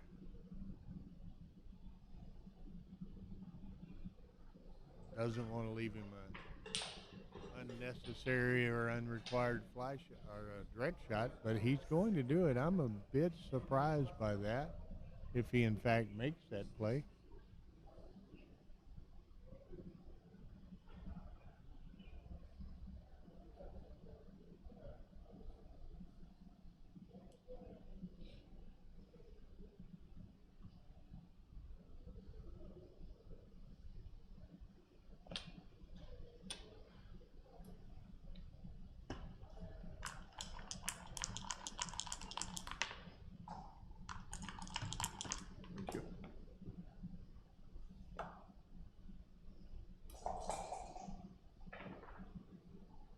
No choice on the 6.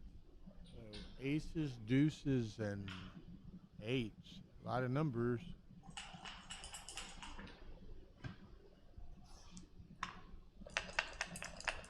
A lot of numbers. 8. The hard way. So.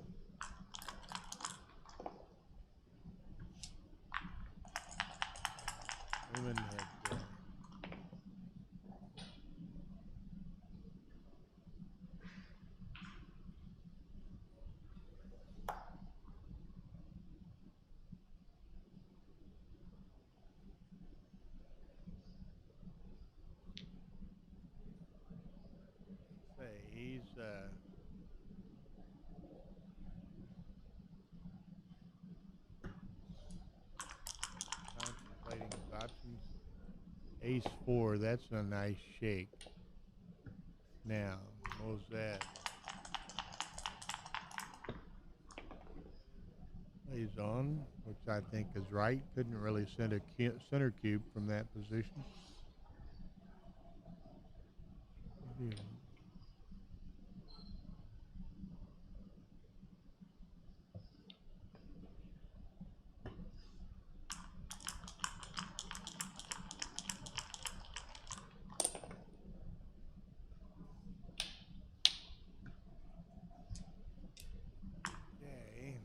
Johan will hit loose, given the opportunity.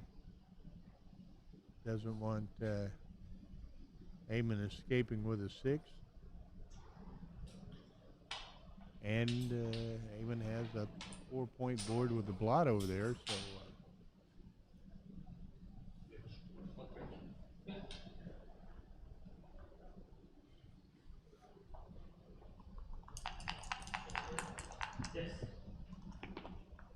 rolls on, doesn't get the, he can block 6s with the midpoint up there. I don't know, I think I'd have blocked the 6s personally, but only a 3% roll, but 3% occurs occasionally. Doesn't there.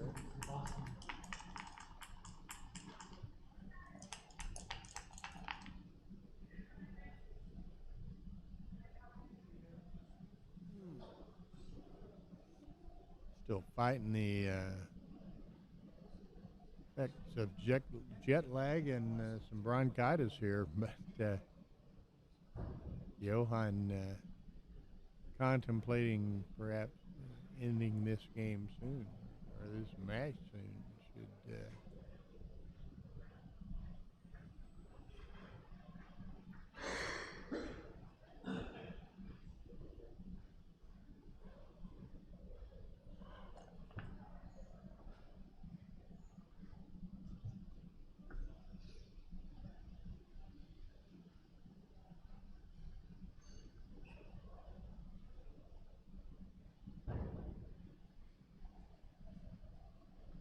he sends it. Now, this is kind of an interesting situation. Eamon can go down 7-2 by dropping it, but he also can take it and play it, send it back. Bill Spruce is in the house. Hey, Bill. What is wrong with my iPad here? Seems like it's way behind. Maybe I can catch it up. There it is. Okay. Yep, took it, sent it. Johan closed it out. Boom. Might be ball game here.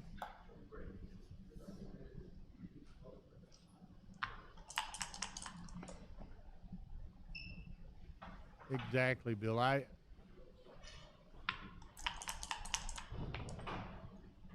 was surprised he sent it, but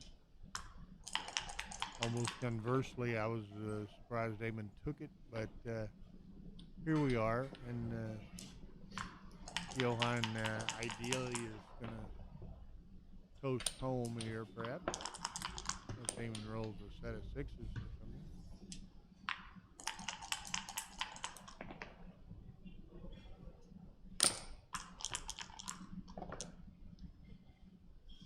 Nope, too little, too late.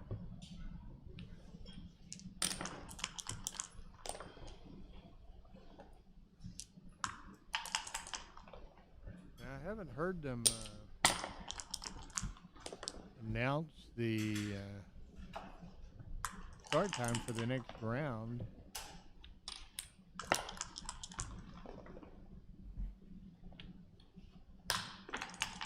But it should be, what time did they start that? 4, probably around 5:30 or Nice something. one. Thank you. There it is, Johan Mozed. I don't like your dice. Advance I hate your dice. with a win, go to 2-0. Late with mine. So, former world champion prevails.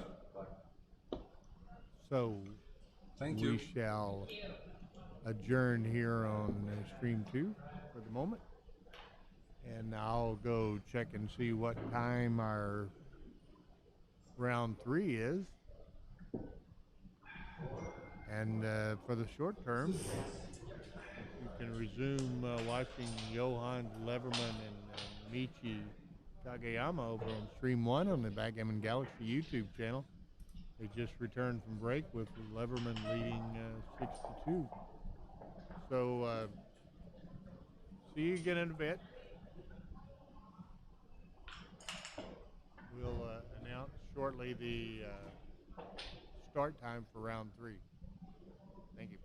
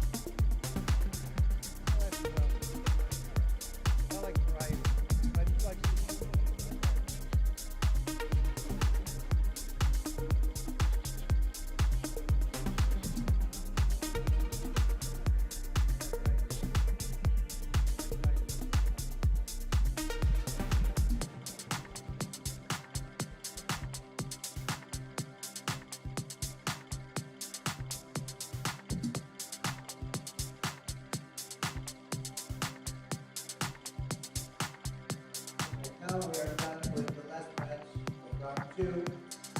We are making the new round draw 2 seconds. Please take the whole master players.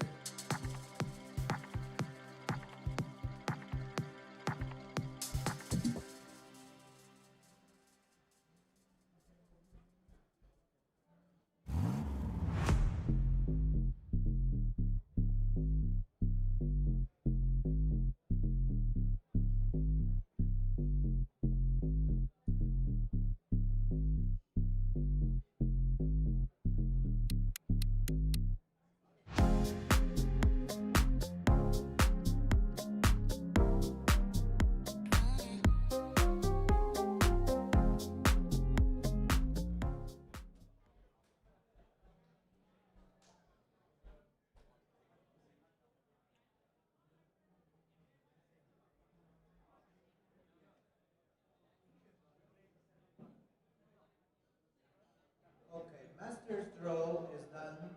You can check the chat screen or your applications in your phones. Master's players are kindly invited to go to their tables and you can start your matches right away. If you need help to check the table numbers, please come ask the registration desk. Thank you.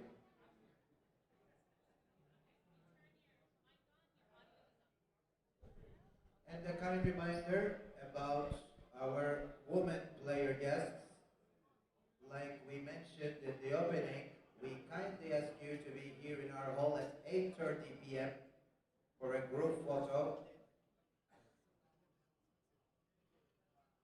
Our generous sponsor, EXSCAPE, would like to have some exposure of the women participants in the championship. Thank you.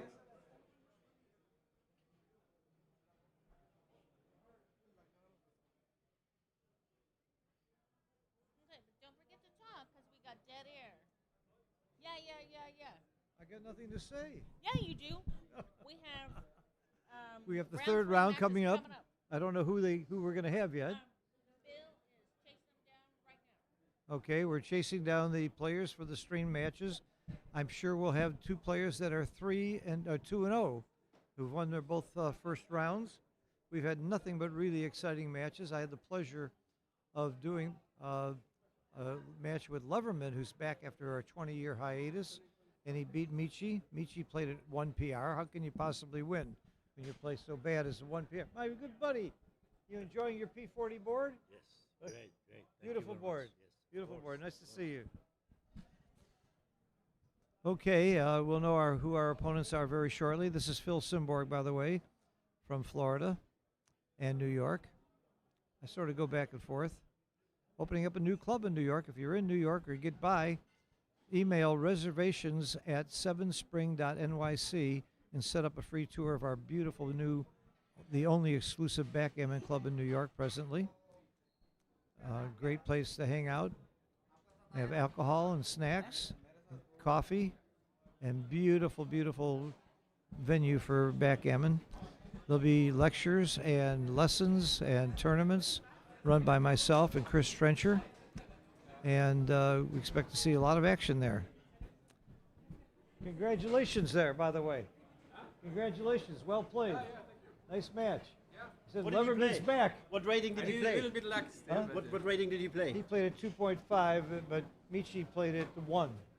Everyone hoped that you forgot how No, to you play, but still. had one game where you made 2 checker play blunders in a row. I saw that. And except for that, you played like a genius the whole time. It was great to watch. Yeah, thank you. Congratulations. That was Mr. Leverman, Johannes Leverman, back in the circuit.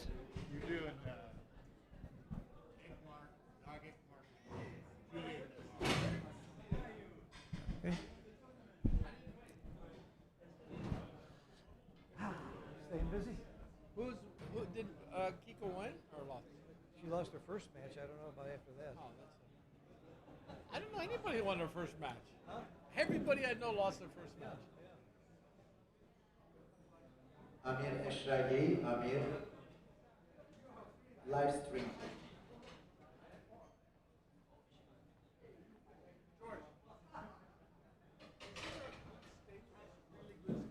want to draw the flags.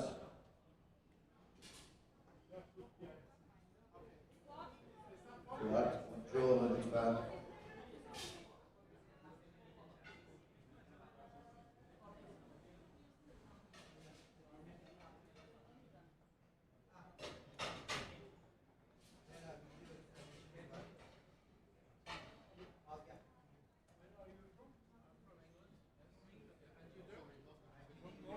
From Norway.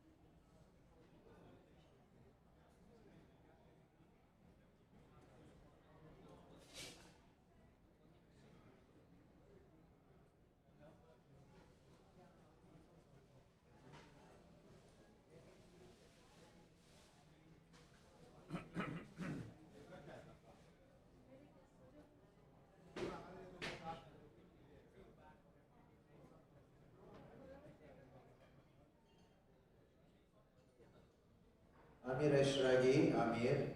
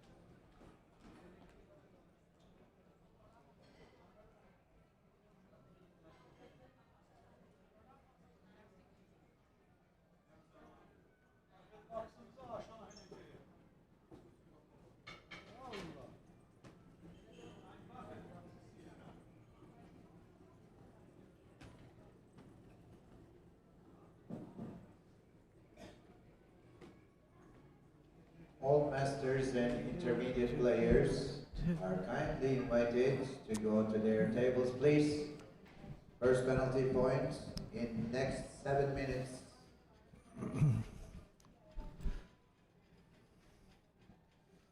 A kind reminder about the women players. We ask you to be here in our hall at 8:30 p.m. for a group photo and video shots, please. And for players who are out of the main competition with 3 losses at the end of this round, we will be starting the side actions, seniors, SPEEDGAMMON, women's, and mini jackpots at 9 p.m. also. For your information, thank you.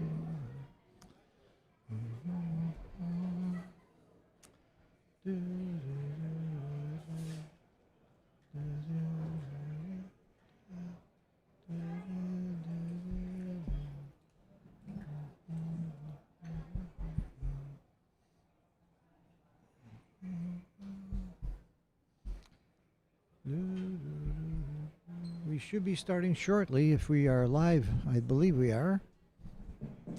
We have 2 undefeated players. Mr. Akwan. We'll have 2 undefeated players shortly. Dag Ekmark from Norway, very fine player from Norway, and Julian Minwala, who I know from England. He's from Birmingham. And Julian is better known to me. I think he's been around at more tournaments, and I've seen him play more. But they're both undefeated, 2-0. So we're getting into the rounds where things are starting to heat up quite a bit. You're allowed to lose. You can lose twice and still win the tournament. That's what I love about this Swiss movement. It really favors the better players. They have more of a chance to win, so they can't get knocked out by 1 or 2 unlucky games. We just saw Michi lose to Leverman. Michi played at 1 PR and lost. What's the point of playing that well? Okay, here we start with Julian on the bottom, playing the white checkers. It's a very standard 5-2 opening. The other stream, Bill Riles is doing the commentary, and it will have the XG feed. So stream 1 will always have the XG feed, and stream 2 I can say whatever I damn please, because nobody's going to be there to correct me that I gave the wrong information. I would definitely come in with the 5 here, and the 6 I would just continue, and he does. Off to a very standard, simple start.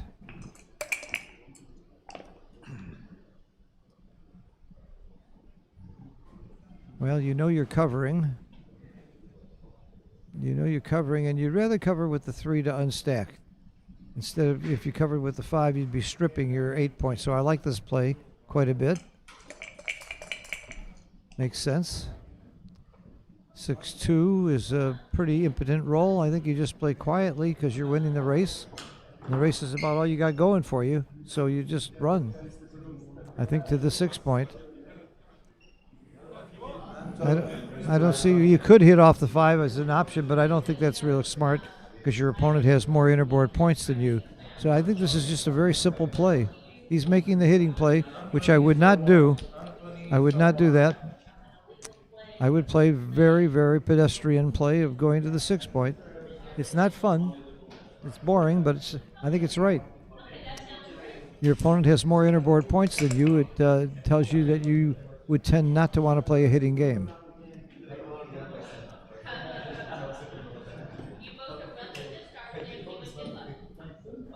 This play is certainly reasonable. I might have brought 2 down, but that does strip the midpoint. This is automatic. You just make the 3.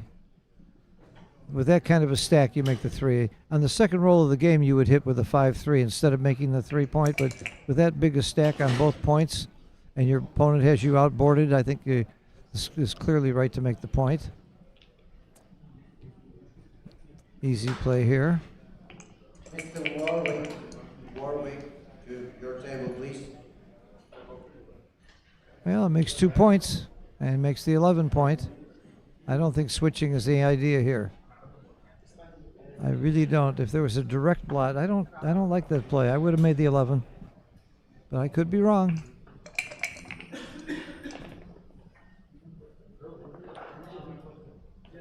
Four is ugly, but it's out. Again, I don't want to stack up on the 6 point. I would just come out with the 4. I don't think it's close. And he's making my play. Must be wrong. Till he hits the clock, the play's not over. Got 18 minutes on the clock and a 12-second delay. 3-2. Not much to do here either. He'd like to come up with the 3, but then the 2 is 6-4. It takes a checker out of play for the 5 point. I would just play it quietly and come down to the 8. That's what he did. That's my play. Sometimes the quiet play is right.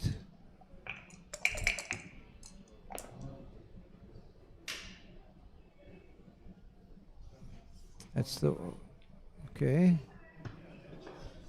Makes sense. Oh, nice shot. That's a hit.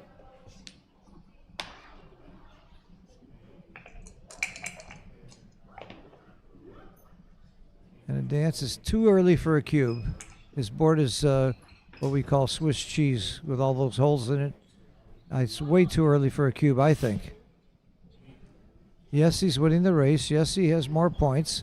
He's got a lot of work to do to bring those checkers around. He's got big holes in his board. It's an easy take, and I don't see too many market losers. So I'm rolling here.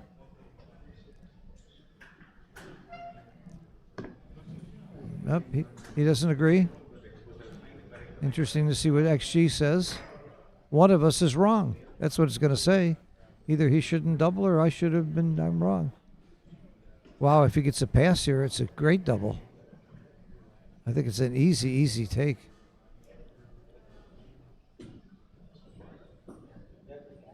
I think White's still got a lot of work to do. He took, I agree with the take for sure. I didn't like the double. This makes a point. What else are you going to do? Make the 11 point. He doesn't want to make a point that he has to break later? Okay. I can understand doing that, but I would have made the 11 because it's a great builder for the 5 point as well.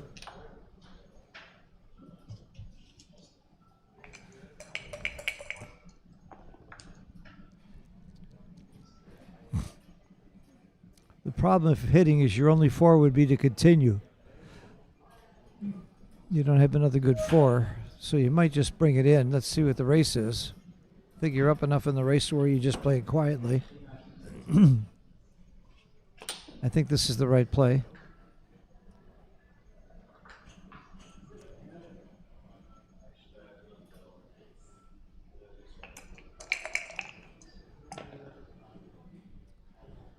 Well, I think the race is close enough to run, but otherwise your 6-1 is kind of ugly.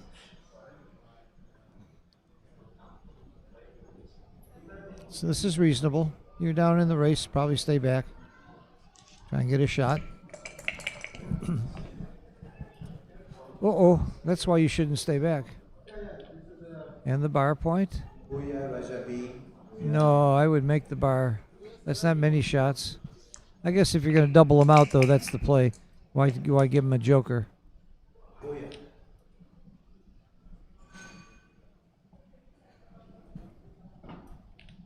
This is interesting, very interesting cube action now.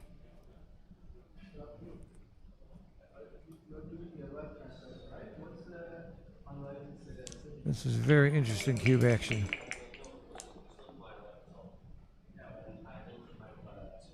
If he hadn't given the cube, it probably would have been a double pass here.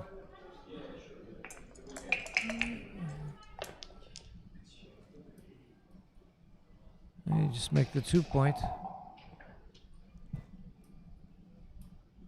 1s, 3s, and 5s. 9 numbers. 3 1s of one of the dream rolls. One of the dream rolls. It's starting to look gammonish. 5 checkers in the outfield. Just bring 1 down. You might bring 2 to duplicate the 2s. Bringing 2 down makes sense also.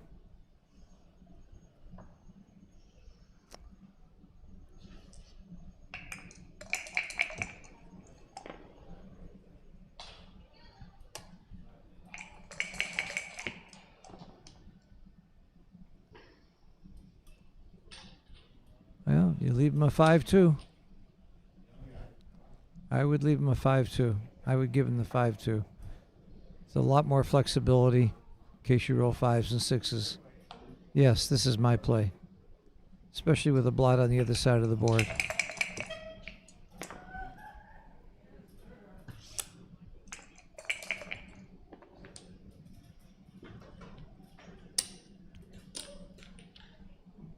Gammons are looming pretty large now.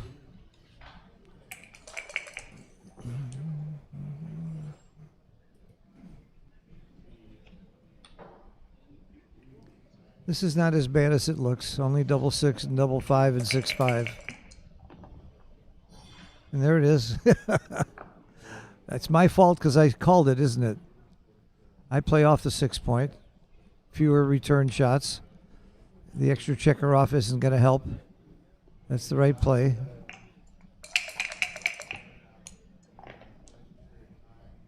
Oh, there's a roll. Hits, covers. 1, 2, 3 covers and makes the 6 prime. Oh my God. That is the definition of a joker.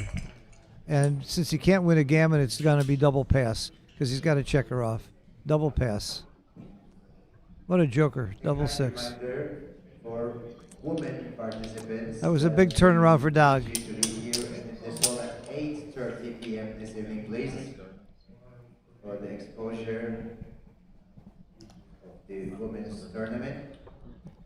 There's a special women's tournament, and Narda was just announcing that they want all the women to come at 8:30 for some pictures. They're doing a lot to promote women's backgammon around the world, which is a good thing. We need more women in the game.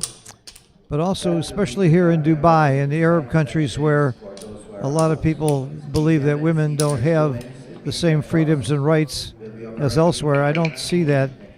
I don't see that in Dubai. I see plenty of women wearing short shorts and whatever they want to wear, and without headgear. It's really like not being in an Arab country, and like many of the other Arab countries, as far as the attitude towards women here. In fact, I had a woman taxi cab driver last night from the airport, and she scared me. She drove so fast. So it's a good push on them. I'm all for it.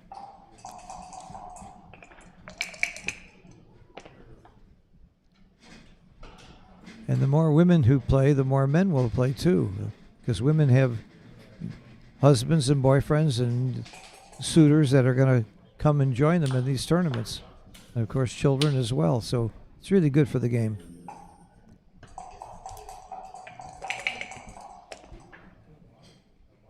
There's a great roll. Making the golden point secures your position. You can rarely get gammon from there. You can't get cubed for a long time. It's the shot that it's the point that you really want to make.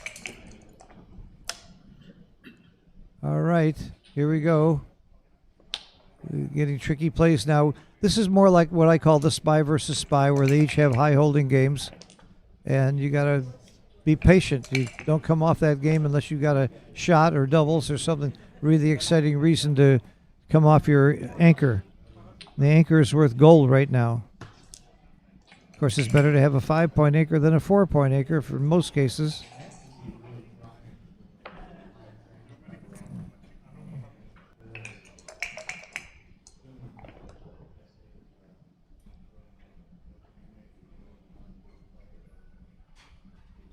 Yeah, he's hesitating because he could make both points. It's tempting. They're both, I'm sure, close.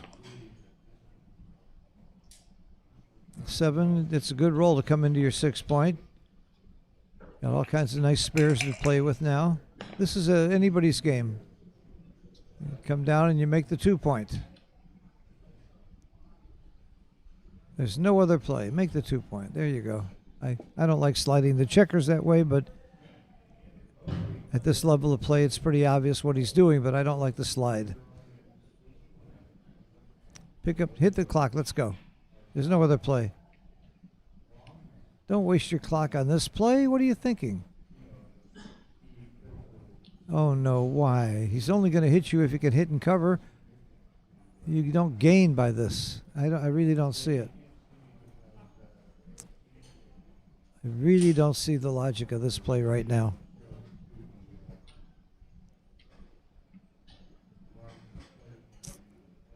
This is my bet, and I would bet on it.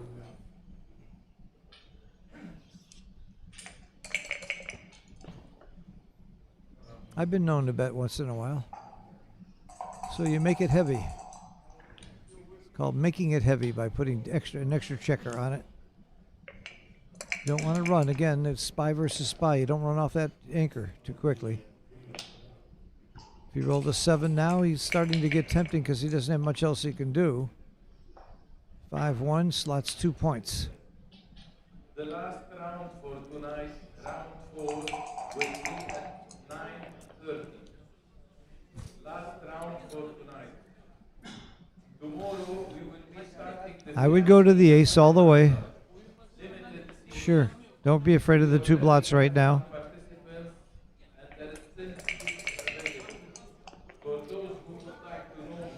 now's a good time to run. If you're winning the race, you run because of those 2 blots, and also because what's your alternative? If you don't run out to the 13, you're leaving shots somewhere anyway, and you're giving up an anchor. You're giving up the midpoint or the 8 point. I think you have to go. This race is so obviously close. You could almost flip a coin on the race, but he's got a good running roll here. And it's all about alternatives. There are no good alternatives. Want to speak up? No? I have nothing. Nothing to say? Sitting next to me, you might recognize Mike Svobodny, the skinny friend of mine here. Skinny Mike Svobodny. Okay, so they've only made 5 plays that I disagreed with, but we don't have the XG feed, so I'm sure I'm going to look stupid when they put him in.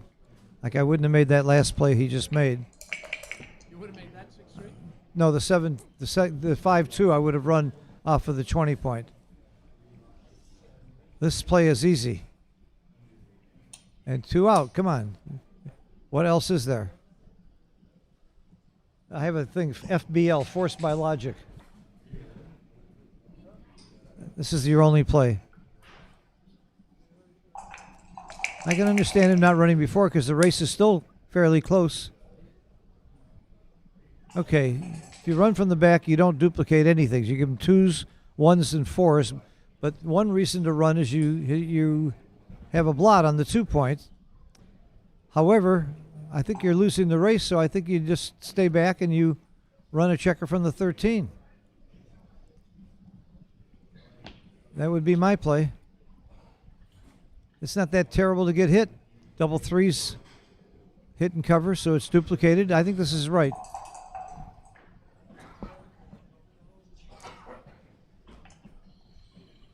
Oh, that's a double I didn't expect. That's a surprise double to me. I have a rule. I call it reverse Woolsey's law. If you see a cube that you're not sure that you would give, then take it. That was one that I didn't see that coming. I'm not saying it was wrong. I just didn't see it coming at all. And now he's sorry he did it. And you saw how quickly Dog picked up that cube? And how quickly Julian gave it. The cube surprised me, actually. He did have a shot, and he was up slightly in the race, but I didn't think it was enough. Now look, his opponent rolled double 6s and still isn't returning the cube, so he must have been up enough in the race to make that cube much more reasonable than I thought. If he's still winning the race after a double 6, probably was a good cube. I just didn't see it coming. Of course, I didn't see my last divorce coming either. A lot of things in life I haven't seen coming.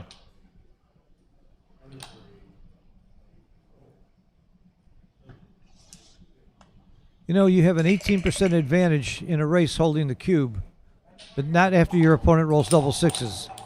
Forget about what I was just talking about. I was thinking that Dog was actually favored with the cube in his hand, but he probably was till a double 6.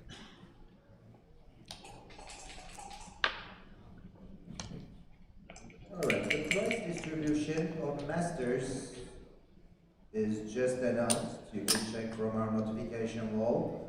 The total prize pool in Masters is $97,900, and the share of $39,150 will go to the winner of the championship.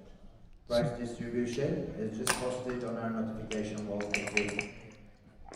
So almost $100,000 prize pool in the Masters and $39,000 in the intermediate. They just announced. There's $50,000 money added in this tournament, and that's one of the reasons you see so many fine players here. For some reason, they think they can win money. I don't know why. My name is Michi, and I play at 1 PR and lose the match. I'm not sure how much of a chance I have to win any money. Of course, he lost to Leverman. He didn't lose to an unknown. And Leverman played at 2.5, and he would have played much better except for one game where he had a couple of quick checker blunders. So this game, you go to the ace point. That's the right play. If you're playing for doubles, you would go to the 4 point. But he doesn't need doubles.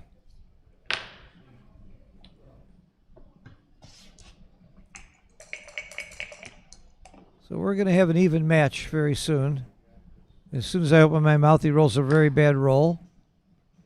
I go to the 2-point here. That's the right play. More doubles play and less future openings. All right, he needed to get 2 checkers off. That gives him a chance to roll double 5 or double 6. So it's got to be double 5 or double 6.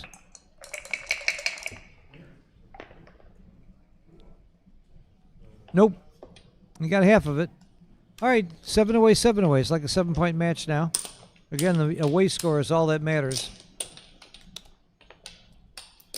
Wow, that cube surprised me, and the more I think about it, he had a shot at him. He had to be winning the race by quite a bit because he was still ahead after double 6s.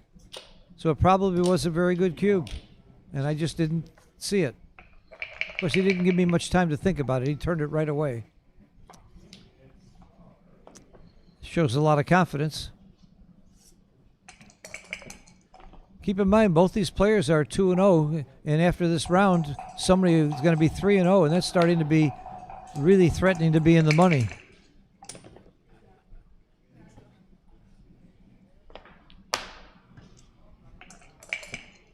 I would start hedging if I was up 3-0.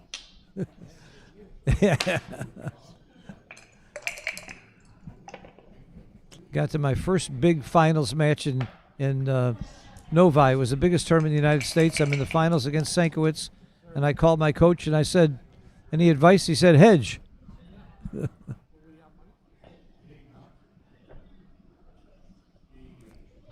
Okay, he hits.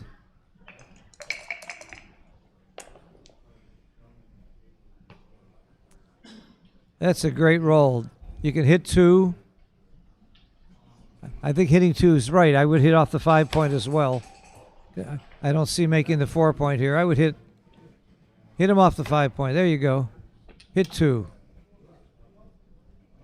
If he doesn't get hit back, he's got a double and maybe a pass if he doesn't anchor. If he doesn't roll a 3. Oh, he hit. Okay, that's a cube saver.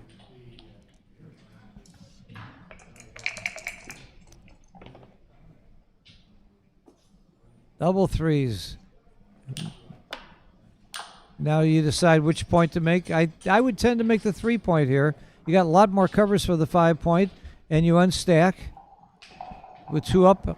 That's very, long term. You certainly want to make the 5-point, but the 3-point looks very good to me here. Also, I don't know. I would make the 3, but I wouldn't bet on it.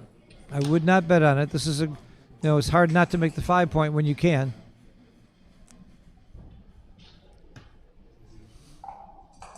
If you get hit back, you'd much rather have this position. There's no question about it.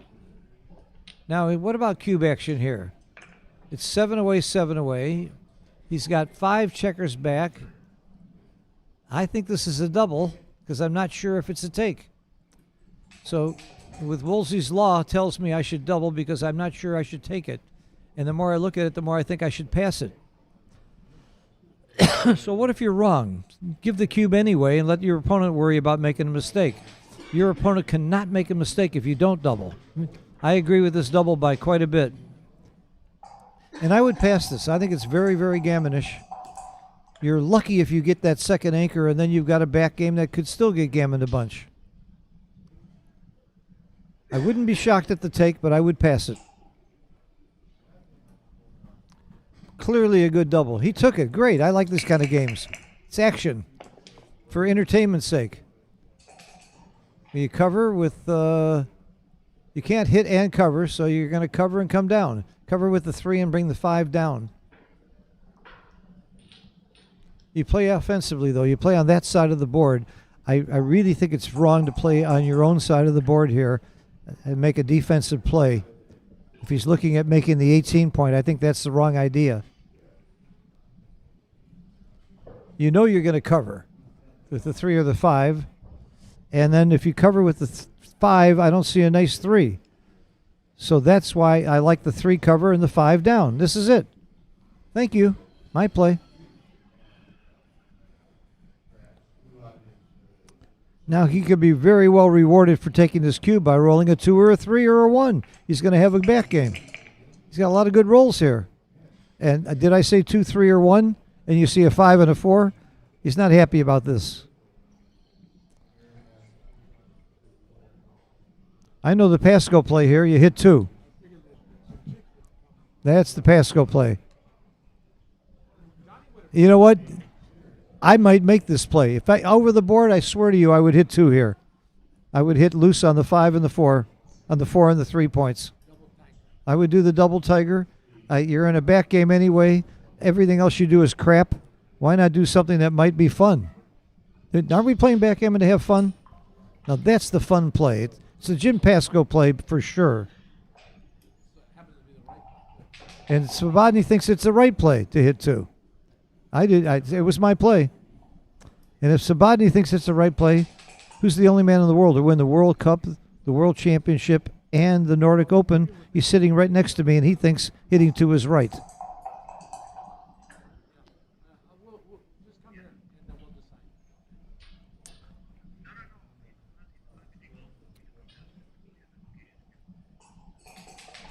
Well, he's hitting 1. Why not hit them both? Why not go big? Go big or go home.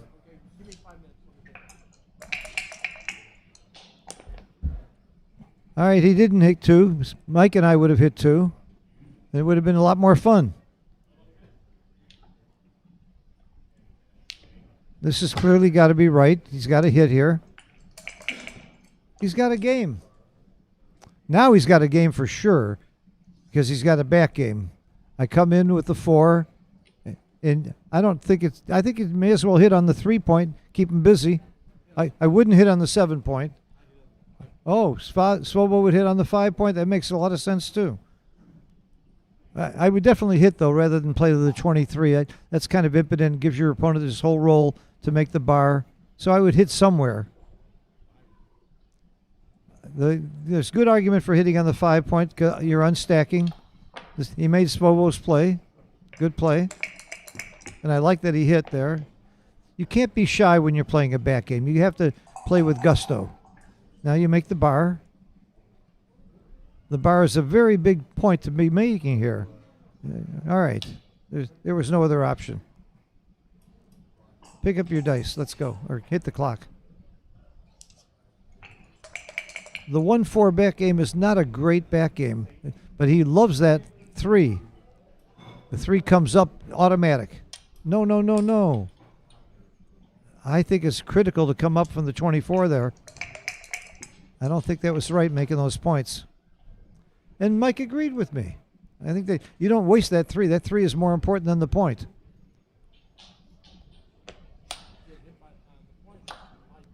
Yeah, now you got a problem. Even if you roll the 7, are you going to take it?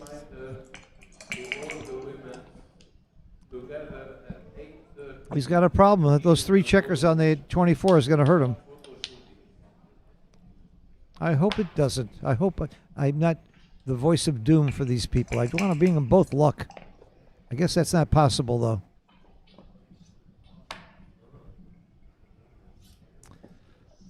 So I would have passed this cube, and it's starting to look like a pass. This is not a very well-timed or exciting game to be holding. You don't want a 1-4 back game without more timing. He's very happy he came in on the 4 there, though, that's for sure. He needed that spare desperately.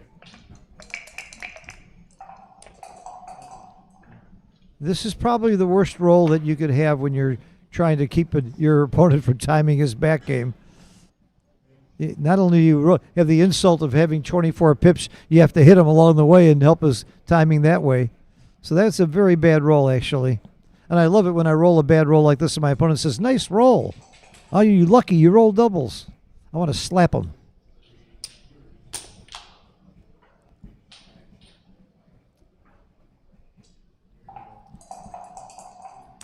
You may as well do this because you're not going to, his time is already made, so you're not trying to really prime him anymore and hold his timing back. So I like making the 2 point there. Now you just try and bring him in quietly.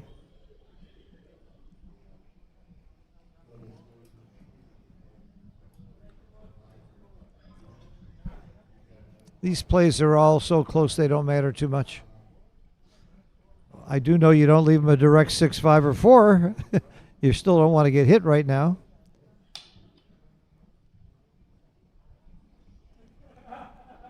I would not waste too much time on these plays. This is not where I want to use my clock.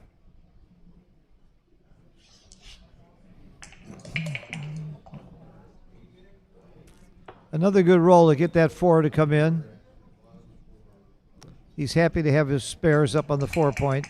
You can hold your points longer. 6-4 cleans up both blots. What else are you going to do?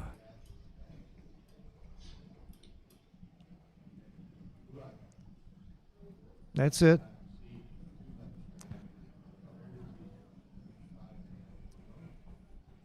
That's it. There's no other plays that makes sense. Thanks for sitting in, Mike. Anytime. Come by. You did. Dice on checkers don't work. Mike's afraid to get in the tournament, so he just comes and hangs out at these tournaments. He's afraid he'll win and everybody will know how good he is.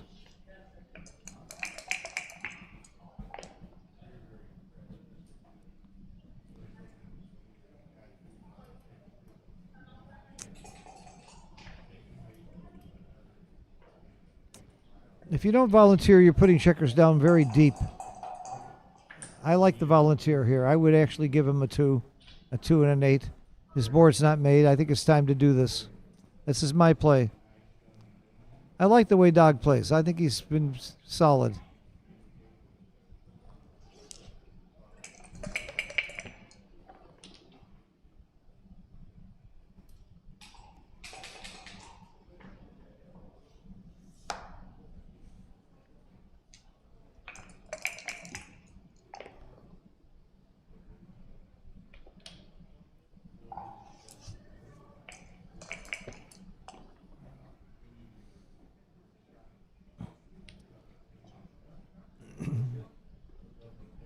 Okay, now he's got a board where he would love to have the shot.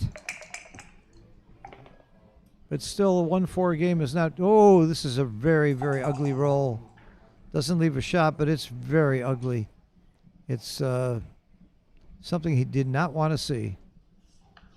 Having a gap could cost him later. The 5 is easy. The 5 got to come from the back. And I see no reason to stay there. Just keep going. That's the play. All right, now you got your timing. Just sit and wait for a shot. And hope you hit it. Mate, kindly come to the registration desk. Mate, come to the registration desk.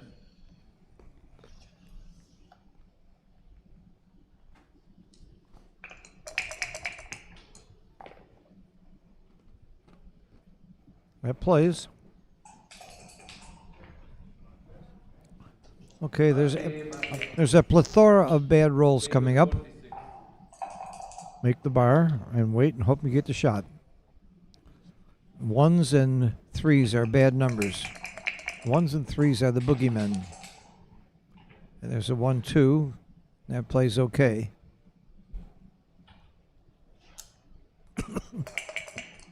5, 1 and 4, 1 and 4, 3 and 4, and 5, 3 would have been painful. That's 8 rolls. There's still 8 rolls, maybe some doubles too that are bad. There's one of the bad ones.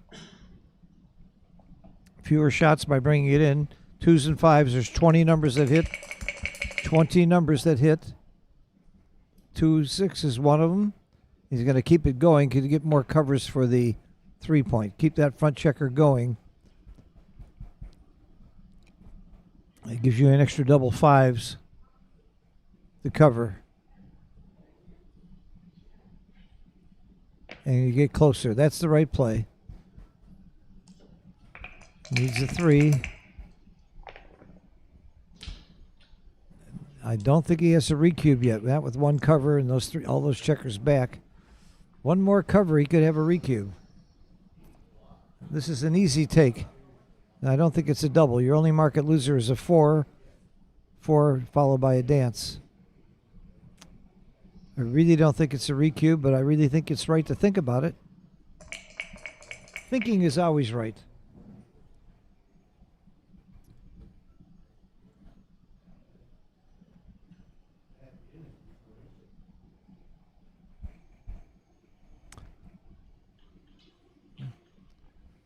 he had one more cover, it'd be double a pass. But with only one direct cover, with only a 4 or a double 5, I don't think it's a double. But you might get some passes. Looks like he's rolling. He is. Doesn't cover. Can he get another builder? Yeah, he can bring the checker in and have an ace or a 4, which would be my play. No, he didn't do it. I would have played in. Then I could have doubled him out if he danced. Now see, if the second checker was in and he had a double cover, it would be double pass now. I really didn't like that 6-3 play.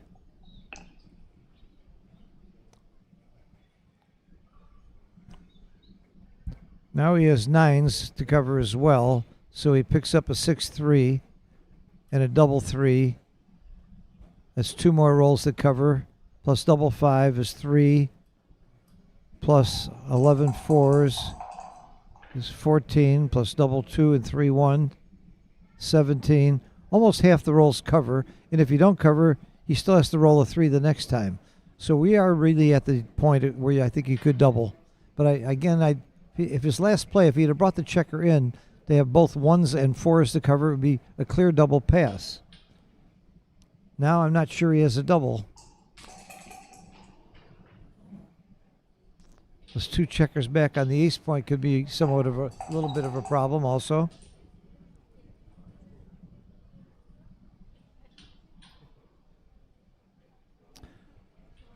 I don't think, I don't know. I would not double here. I'm with him on the roll.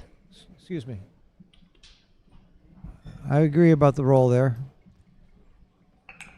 And the gammons are very few here, especially since he came in. Now it's double pass.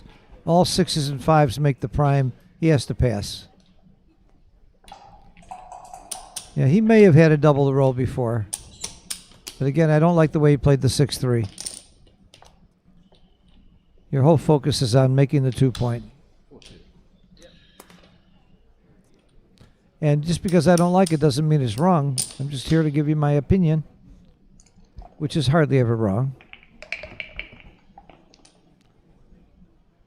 What, never? No, hardly ever. Is that from Pinafore or is that from... That's from Pinafore, Gilbert and Sullivan.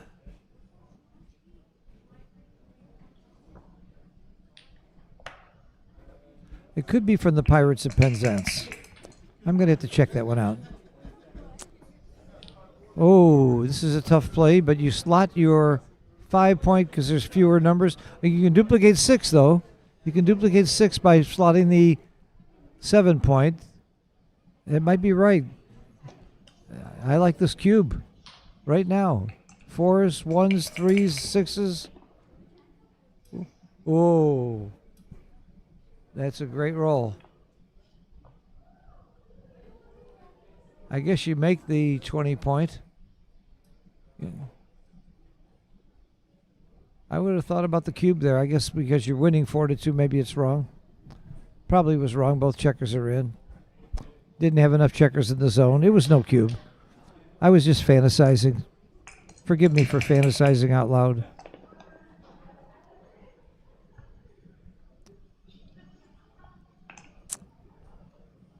I think it's a double because I'm not sure of the take. Very good double. I'm absolutely sure of the double because I'm not sure of the take.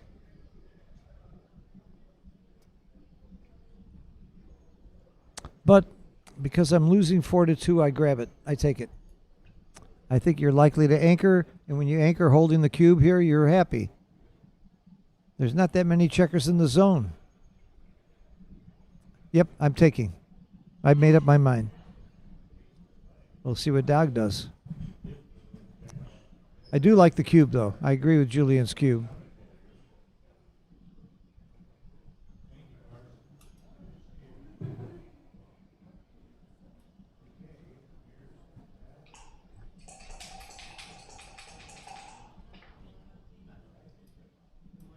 I'm taking. If I was winning 4-2, maybe I would pass. There's just not enough checkers in the zone. Only 8 checkers in the zone. The zone, by the way, is defined as the first 2 boards, the inner board and the outer board on your own side. And to have a good blitz, you really needed 10 checkers in the zone. 9 is marginal. You need 10 or more. With 8, you don't really have a good chance to probably blitz them out. I like that take quite a bit. I like the double and the take. Now I hit. Hit is automatic to me. Put 2 up and you're playing for a blitz. He got the 5 and the 2. He needed one or the other to stay in this game, and he got both. This is why I like the take. Come in and hit again. You're blitzing, you're blitzing. Come on. Don't fool around, just hit him. You don't have a really good one anyway. You might as well take away half his roll, and it could be really good for you if he dances or doesn't roll a 5. Good hit. There you go. Now look what happens if you roll a 3 or an 8. 7 makes the bar. With 2 up, I keep them split. With 1 up, I make the bar.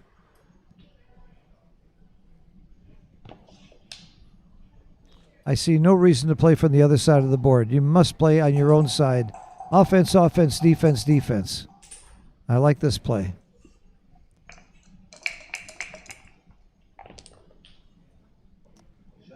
There's the hit. The 1 is forced. Don't look around. There's only 1-1. Oh, it's a 2. I'm sorry. I thought it was 5-1. You've got several 2s to play. You know what? Splitting the back checkers is not terrible here at all. When he's got a checker up on the bar like that, he doesn't have much shooting at you. I would have played off the 23, 21. I like that split right now. I think that would be gorgeous, as opposed to stacking.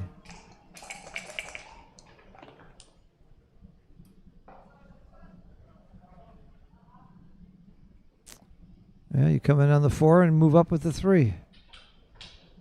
That's it. This is why I thought it was a take. Got plenty of game here. I guess you just run. You don't want to really get into a hitting battle when you're outboarded 3-1. So you just run off the 20.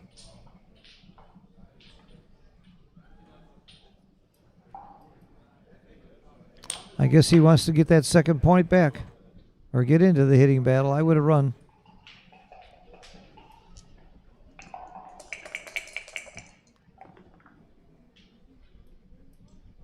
Well, I'm not hitting here. Here, just come out to the bar.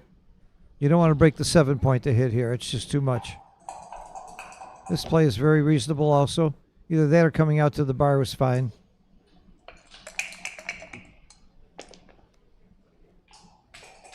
Well, he stayed on the 20 point for a reason. You can make it. But then where's your 5? It's ugly. I guess you have to make your 3 point. That's productive, and it unstacks 2 stacked points. I would just make the 3 point.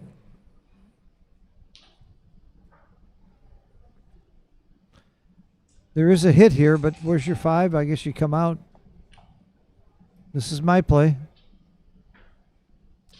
It's productive. It has some long-term advantage. Double 2s works. 4-1 doesn't. It's got to come around the corner. Take your medicine. Keep it going. I like you put it in between 2 places and you can't get hit there. Yeah, he corrected it. Double 6 changes lots of games. He can not cover his blot. He could hit off the 2 point, or he could just play a running game. Boy, there's a lot of different options in this one. I would have to take some time on this one. 2s hit there and there, and 5s. If you just keep the back checkers going all the way.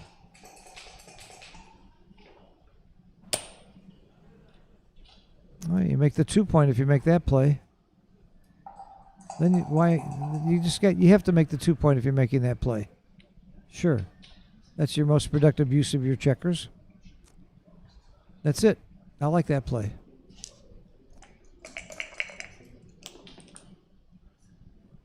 Dice on checkers do not count. Not in this tournament. I like it when it does count. Saves time. Second tries. There's a nice hit. He's happy to roll that roll.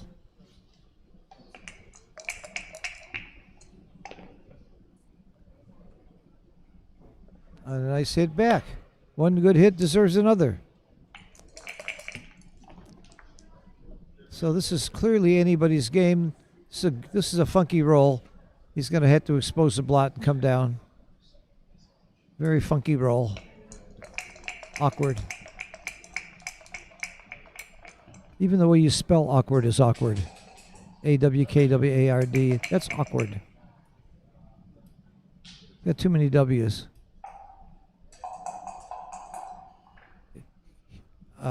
Please don't tell me you're thinking about the cube. Are you really thinking about a recube? I just don't see it. Maybe the score is telling you to do this? I don't know. I don't think the score is that bad. This is such an easy take. I agree that you've gotten a superior position. I agree that you're happy you took the cube, but I don't think you should be redoubling yet. But you can never fault somebody for thinking about it, and I could be wrong. This could be a recube. I don't see it, though. I just don't see it.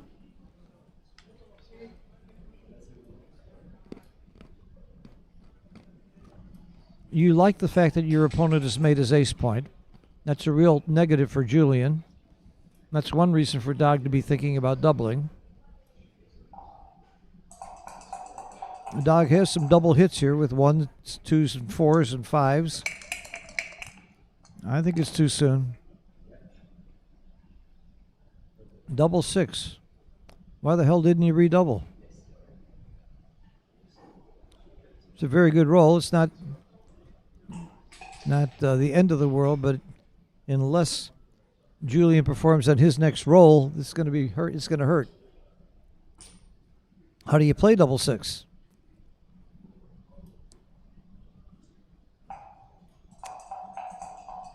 I might be tempted to play 2 down and 2 out. I might be tempted to make the ace. Wait a minute. He's got a shot. Making the ace is not all bad here. 2 out and 2 down might be really good. And he's playing it very conservatively and very quietly, which I would not. I would take some bolder action here by either hitting off the ace or making my bar point. I think this is just too quiet. And I don't like to be that quiet. If I was that quiet, they wouldn't make me a commentator, would they? I did not like that play. That's too passive for me.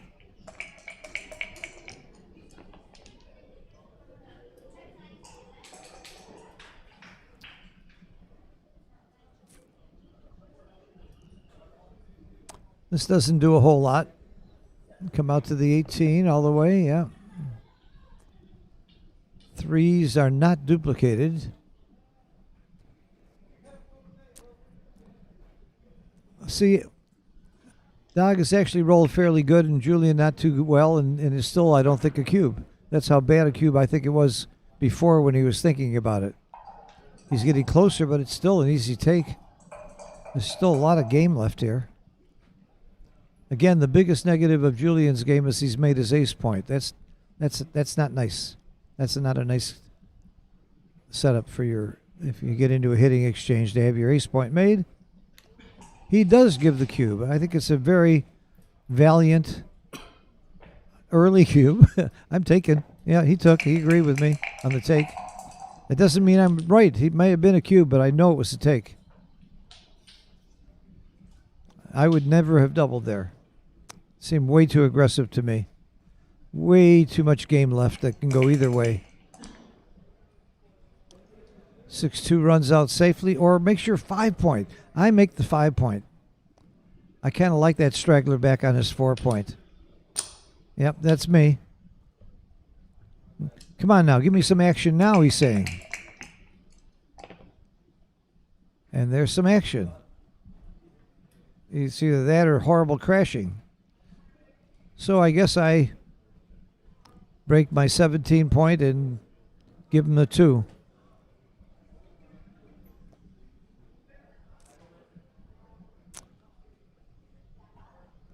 Yep, I play 2 off the 17. I play 17, 13, 17, 14.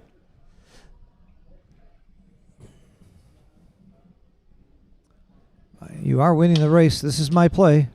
Good play. The hit just doesn't look right here. Leaves too many shots and breaks your 8 point. I like this play. And of course he's going to get punished by getting hit. No, he got away with it. Where's the 1? I think you just come in. I agree. I like leaving that checker on the 4 point. No, I think he's right to leave it right now. I think he needs to get a shot. He's going to get more shots that way. He only gets pointed out with double 4, double 2, and 4-2. I would leave it. This game just doesn't win that much. This game wins about 26% of the time, 27%. He's holding a 4 cube, though. That's pretty big.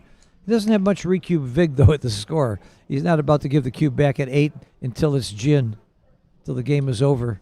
That's one of the reasons why the cube that Dog gave wasn't too bad, because there is very little recube vig, very little opportunity that he's going to see the cube come back in his face.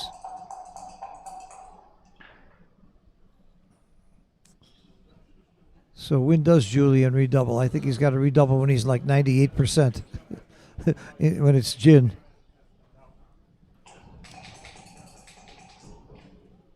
Double 2s. Do you come out to the bar? I think you do. I think you come all 3 out to the bar. And 8 to 6, 8, yeah, 8 to 5, 7 to 5.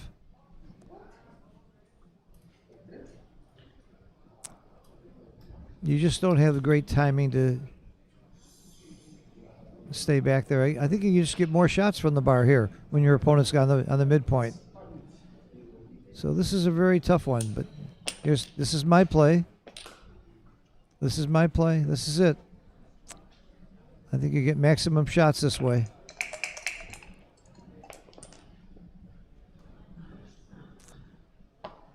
Strangely enough, Julian should not worry, or Dog should not worry that much about gammons either one. It's all about winning the 4-point game, which is huge for the match either way.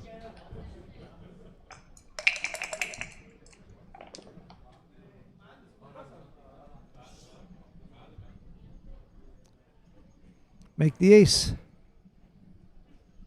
That's it. Make the ace point. He's a very deliberate player, Dog, but I like his play. I like his bravado with the cube in particular. You slot.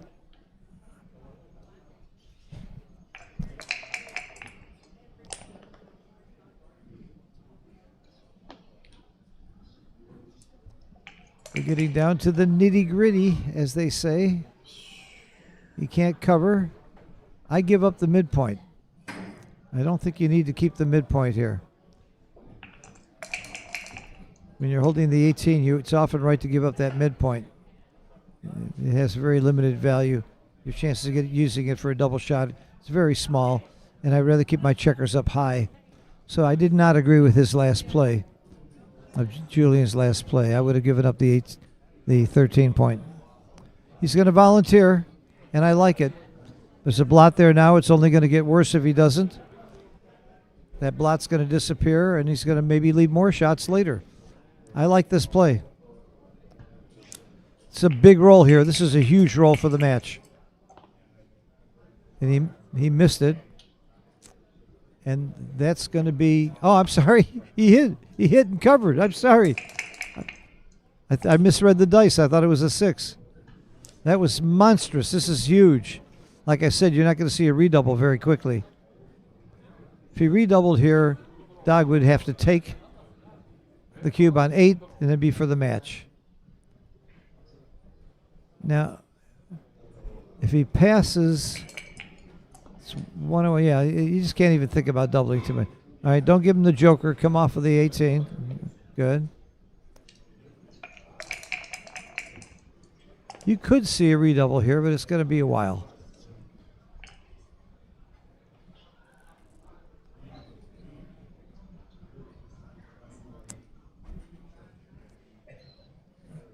I don't see any way he'll pass. At 7 away, 1 away, Crawford. His take point has got to be so low. Got to be like 8% is my guess, somewhere in that range of 8 or 6%. And he has more than that. But it's getting less on every roll that he dances. He needs to come in.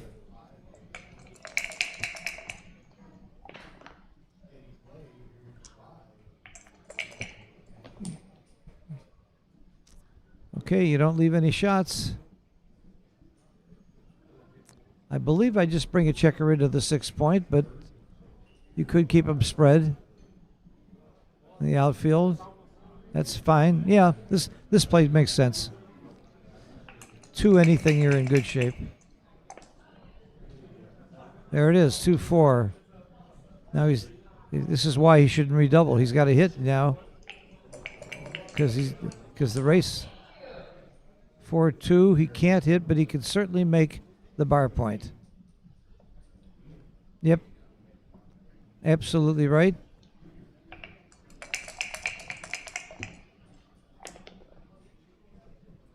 Oh ho, big roll. That is a very, very big roll. Wow. Game changer right there. We're going to have a tighter match now. Assuming that Dog wins 4 points, go ahead 3 away, 5 away. What a swing that roll was. If indeed it does give him the match. Come in with the 4 and take off the 5. Right. Keep this checker spread. Make a mountain in the middle, according to as Michi says. Make the mountain. You want checkers on your 4 point. When you're bearing off against no contact, you're going to waste less if you're on the 4 point.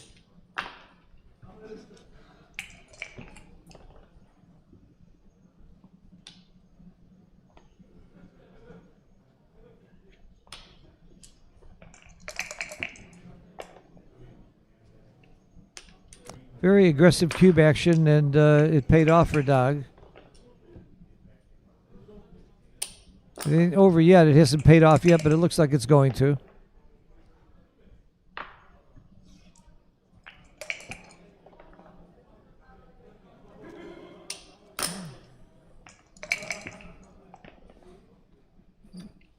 Ah, that's pretty much gin. Pretty much gin. May as well keep rolling till you know for sure. Now I know for sure. All right, 6-4. We got a match. 3 away, 5 away. It's a huge swing. 4 point swings. It's an 8 point swing. It's monstrous in a 9 point match. Put it on 6. There he is. 3 away, 5 away.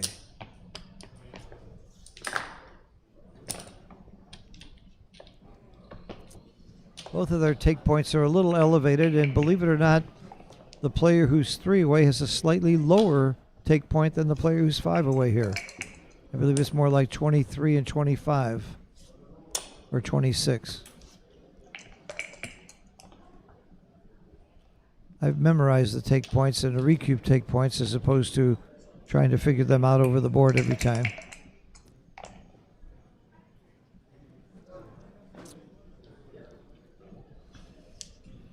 All right, Julian's off to a very good start here.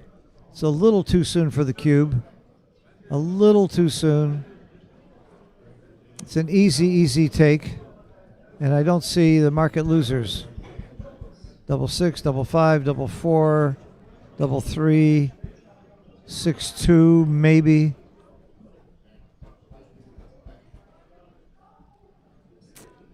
I think it's a little soon, but it's worth thinking about.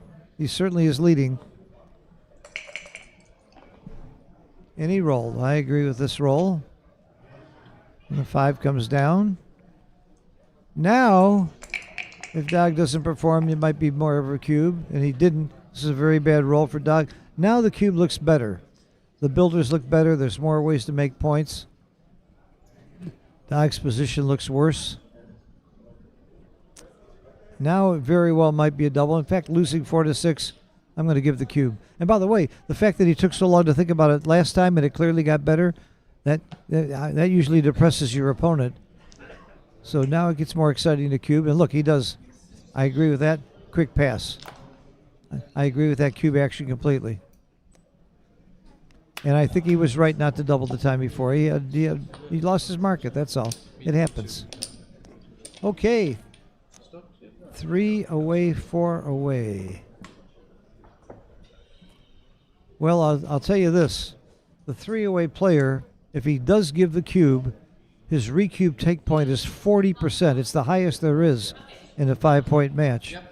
So that's why the player who's 3 away is going to be very slow to give the cube in any kind of position where there could be recube vig. The other player, on the other hand, he would like to give the cube because a gammon would win him the match exactly.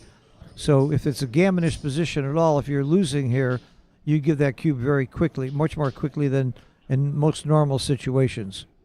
Well, they're taking a little break. Why shouldn't I? How are you getting on?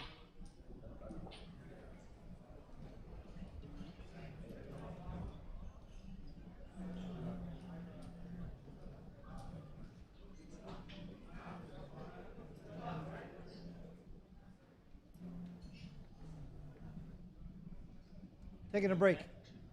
6 to 5, taking a break. Close match. Phil? Yes. Hello, my name's Mike. I've been watching you on the internet and the World Championships and everything. It was very exciting to watch you. Well, Pleased thank to meet you in person. Thank you. Where are you It's from, great. Mike? Now I'm going to ask you something. Sure. Because you said you do this to anybody who asks. You don't have to. But do you have a bracelet? So that I could say I've got a Phil Small I do bracelet? it to anybody who asks, but you have to pick which one you want. That's cool. Oh my God! Can I take the one with dice? You Oh, got can it. I? Sorry, can I take that one with dice? Sure. Are you sure? That's what. I love to give them away. I know. I'm And I so love when pleased. people wear Thank them. you, Brings man. you luck. I really nice to meet you in Nice to person. meet and you great too. commentary. Thank And you for your insights comments. And your stories, they're excellent. Thank you. I appreciate it. One of my few fans stopped by to say hello. How nice that was. And he mentioned that he heard that I give away bracelets. I always wear too many bracelets, and by the end of the day, I have far fewer because anybody who mentions it, I give them one for luck. I find it to be fun to do that. And not just the backgammon players. I was on the train in Nice with David Wells and Joe Russell and some others, and a little girl was sitting across from me, and she smiled, and next thing you know, she's wearing one of my bracelets. And she was, her face lit up. That made me happy. So it's sort of my being a Santa Claus in my old age.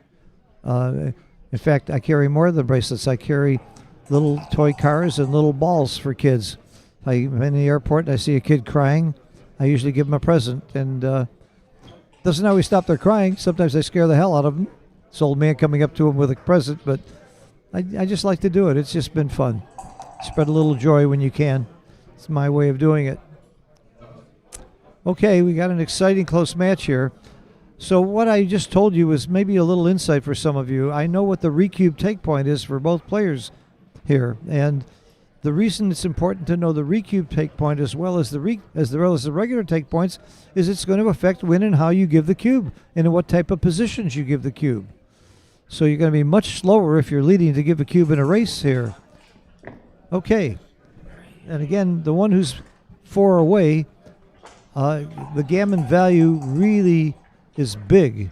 If you give the cube and you win a gammon, you win the match. So the gammon value gets closer to 1. And for the opponent with the cube on 2, since the gammon would be inefficient and give you 1 extra point, the gammon value is usually worth closer to 0.5. So if you get into a really gammonist position, Julian's should be doubling sooner. And in almost all positions, Dog should be doubling slower because of what happens to the recube vig and the gammon value. All of these things I stop and think about before the first roll of every game. And after you do it, after a while, it becomes automatic. I say, oh, yeah, 5 away, 4 away, 4 away, 3 away. I know this. It becomes automatic if you do it consistently. Okay, this is forced.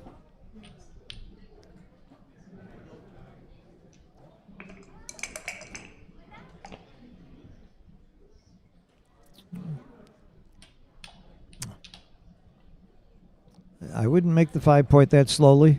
I would make it quickly. Very deliberate player. Now you make your anchor and come down. Okay. Here we go again with the battle of the holding games. Although a 4-point holding game is much better than a 3-point holding game. It's much easier to race, so you have better outfield control. Much less likely to get primed, and you don't get gammoned as much. It's a whole lot of reason to be on the 4-point instead of the 3-point. Just stack it up. That's me. I stack it up there. Not much you can do here.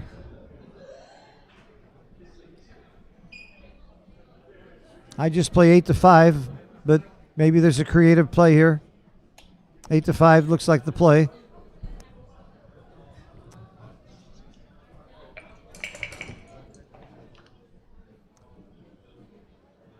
This is going to be awkward.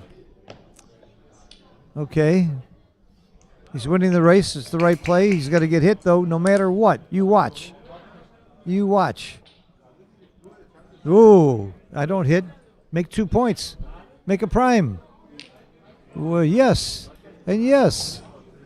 5 primes are almost as good as 6 primes. Did you know that? This is clearly the right play. And a great roll.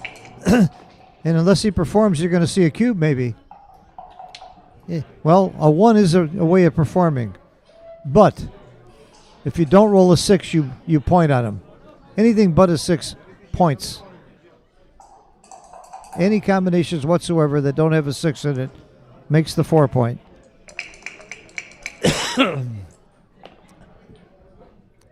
There's that 6. You have to come out and hit. This is like an automatic play. And come out with the 6. Automatic. Hold your breath. Good play. This is one of those positions we've seen 1,000 times, and you just know it's right. And now it's going to be double pass. Unless you think you're too good to double. It might be too good to double. 2s make a 6 prime. 5s are very strong. 6s come out. It might well be too good to double. I might take a roll here. Ooh, he just tempted me to play on. He's giving me more reasons not to double by giving me something else to hit. I think this is too big. This makes it clearly too good to double. The other way, I'm not sure. That's one of my secret strategies. If I'm afraid my opponent's going to double, I make him too good to double so he can't. And I think this play just did that. Oh, no, he's doubling anyway. Big pass. Even at this score, it's got to be a big pass. I'm not. It might still be too good to double. How could it not be a pass? Okay, he did pass.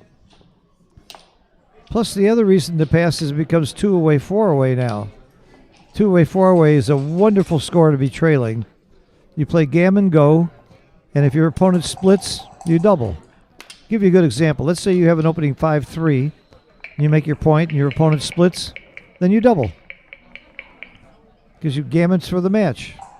So you really like to be at this score if you're losing. That's another reason he should have passed that last cube, except the position was pretty hopeless. You come down because you need the builder. And you hit with the ace, you come down with the other one. This is a nice roll. Makes the 5-point. Very nice roll. This play is automatic. Oh, this is making your 5. And I might make the 7 heavy. Or I might just go to the 5. I think I just go to the 5-point. From 7 to 5. Oh, he's playing it very big. Well, he is two-way, four-way. I like this play a lot. The more I look at it, the more I like that play. But he gets hit, so I hated the play. I think you hit and run from the back. He could make his bar. He could make the 2-point. He's got all kinds of plays here, but I think this is clearly right. I don't think you hit 2. Just keep going.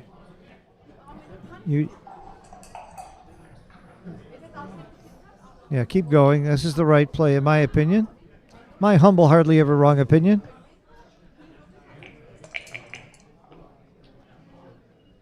Oh, that makes a high anchor that you need desperately right now.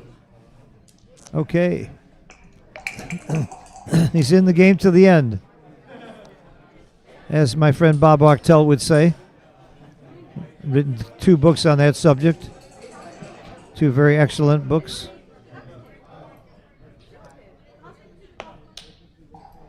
Why not make the 3-point? Is there a reason? Is there a reason he's doing this? He's afraid of the blot? Is that 5 of them? Oh, did he bring 1 down? I guess that's 4 of them. Okay. I would have made the 3-point, I think. Double 4 is a nice roll. 2 down and 1 to the bar. Could play 1. If you want to play really big, you play to the 5-point, but that might be a little too rich. Excuse me. That could be a little too rich there. If he'd gone to the 4. 5-2. You know what? I'm not sure that running is wrong here. Hope he doesn't roll a 1 or a 5. I think it's the time to get out of there. I know I at least come up with the 2, then I hate bringing that 5 down to the 8 and stacking. So I think I would just run it out. Yep, I talked myself into it. Now playing to the 6-point wouldn't be terrible, but this is my play. I like this play, Dog. Dog, I like the way you're playing. The more I see you, the more you agree with me, the more I think you must be great. And look how it worked. See? Not at all. Bring the 2 down. Now with 1 checker back, he still might even have a double here if he doesn't perform. This could at this score. I think this is a double. I would double here because I'm not positive of the take. Yeah, this is a clear double, a 2-way, 4-way. Very nice cube, and I think I'm passing. Yes, I am passing. 1, 2, 3, 4, 16 numbers. About 16 numbers that point. A whole lot of numbers that hit. Yep, good double, good pass. I like that. I like the cube play by both of them. Now change the score. 3 away, 2 away is not the same as 4 away, 2 away, but I like what Mark Olson did in one of his videos. He calls this Gammon Go Light. You play it like Gammon Go, but not quite as all-out Gammon Go as 2 away, 4 away. So Julian should be playing very aggressively and more aggressive with the cube as well. And of course, Dog, because he's leading, would be more conservative. So that's why he might be tempted to make the 20-point here. At this score, it might be right. Almost all the time, I would have made the 4-point, unstacked both of them. But because of the score, it may well be right to make that play.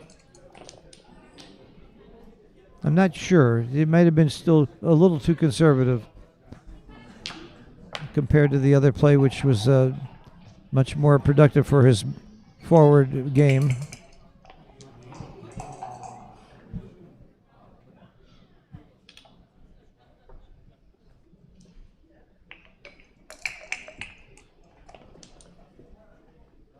I see a suggestion about both streams going in the same direction. I'll pass that information on. I can understand if you're watching both at once, how it makes it easier. I think the players pretty much control which direction they go, however.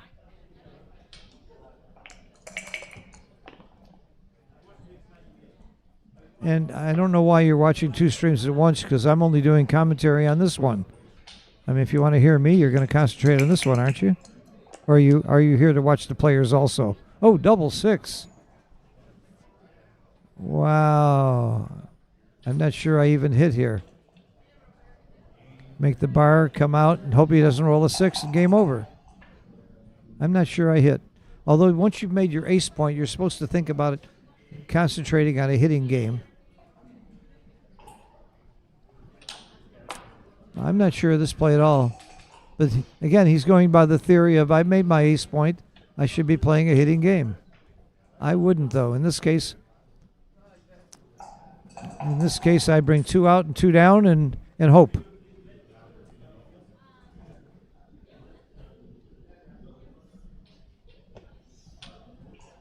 This is my play. This is my play. He doesn't roll a 6. I've got a very, very strong game. The hitting game's a little discombobulated. I like this play. And of course, he doesn't roll the 6. So what does he do? He's playing for the shot. He knows he's down in the race. It's very, very hard to give the cube. The take point for your opponent here is 25%. So Dog knows that Julian will take if he can win 25% or more. And gammons won't matter if he doubles because it's an automatic redouble to 4. So you don't double until your opponent is very close to or at that 25% or less. But you still should double. Leaders often miss these cubes. I would make the 3-point. And he agreed. You leave. I don't like stripping both the 7 and 8 by making the 4-point here. And there. 5-1. Yeah. Bring it in. I might have just slotted the 2. Either play is fine.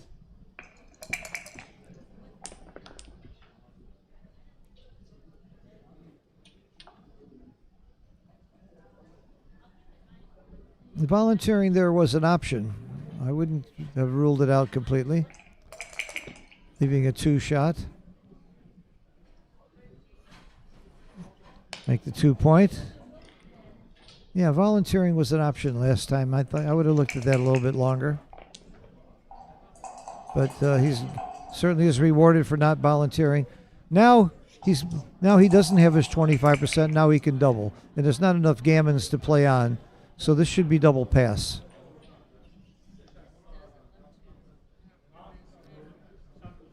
And a pass.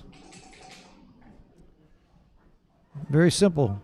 You have 25% chance of winning if you pass. So if you have more than 25%, take it and recube. And I don't see 25% here. He agrees. So their cube action has been very consistent with what I would have done, which means they must be playing very poorly. We'll see later when we see XG. We do have an XG feed on stream 1. Here you've only got me.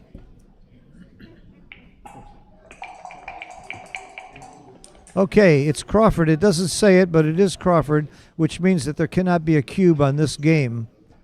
And now the only thing you ask is, do gammons matter? Well, obviously, if you're Julian, you would not care if you lose a gammon.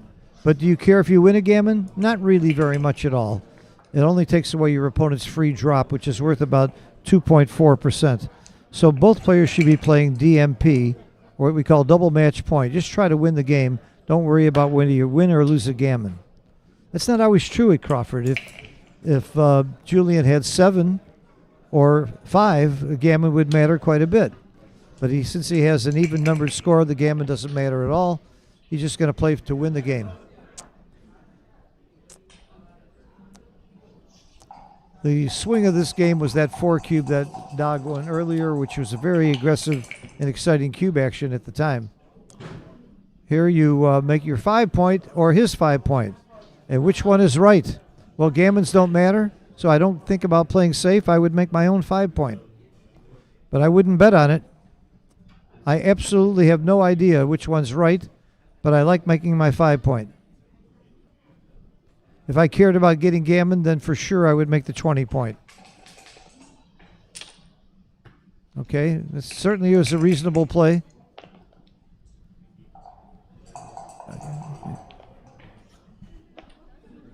I cannot tell you how many intermediates hate making the 18 point. They say, I always get stuck there. I can never come off that point. It's not a bad place to be stuck, though, because it hurts your opponent quite a bit, too. It's a good, strong point to have.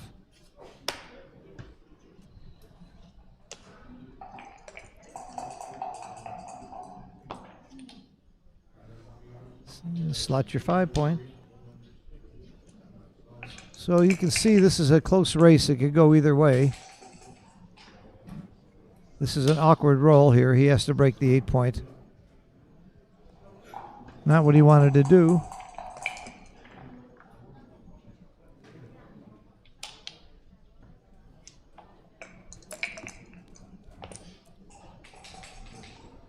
That's a roll he wanted. He's clearly winning the race now. He wants to race, just win the 1 point, win the match.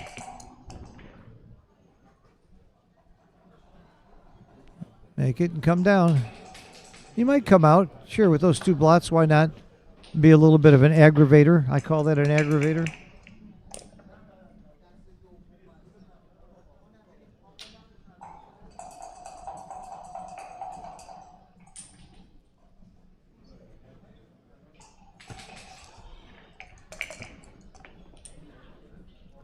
Six five plays itself. You just come down. Slot the point.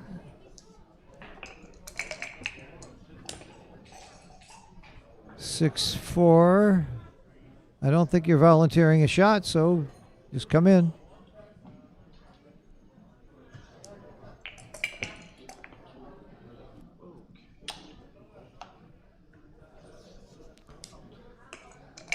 Julian's got a little bit of a welcoming committee in his home.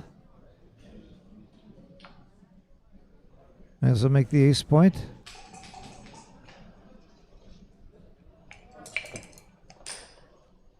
Oh, he's not out of this race.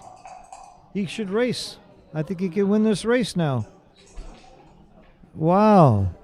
That's a game changer. If you don't do that, your alternative is not very pretty. So I think you have to do this even if you're down slightly in the race. And I don't think you are. Yeah, the alternative, you're not going to get that many shots by staying back. You're going to do a lot of wastage by staying back. I think he has to run.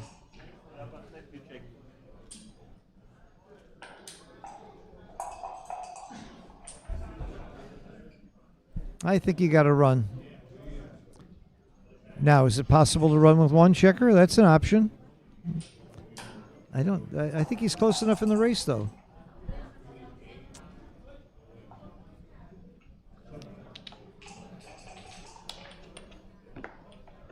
Okay, he's looking for the shot. I think that wasted too many pips. I could be wrong. I think he wasted too many pips in that race that way.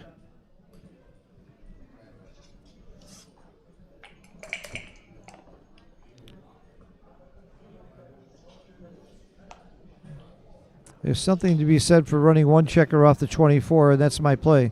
Off the 20, I mean. This is my play. See, he's still in this race. He didn't play the double sixes to race, but I think he should have. But he's still in this race. What are your odds of getting a shot from here? How often are you going to... I don't like this play, Julian. I'm sorry. Sorry, Julian. You and I parted company on this game. And you might be right and I might be wrong. I'm not saying you're wrong. I had a whole different philosophy to playing this game.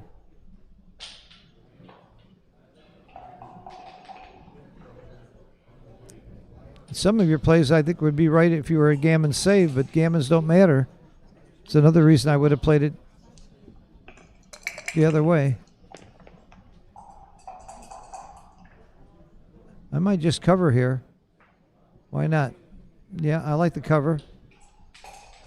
That'll stop him from coming out on a running number.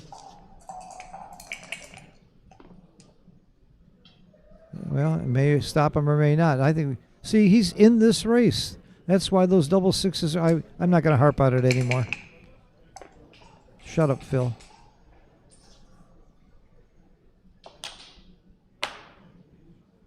It's the right play. It's the DMP play. Gammons don't matter. You win the game more this way than any other way. Oh, that's a big hit and lift. Here, I don't think you need to cover. I think you just lift. Yep. The game just swung big time towards Julian. And if Julian wins this game, we have like a 50-50 match because Julian's going to double on the first roll every time. Well, this is a shot lever. Oh, no, it isn't. He's got one more he can play. There it is. 4-6 is the miracle roll here. Nope. We're going to see another game.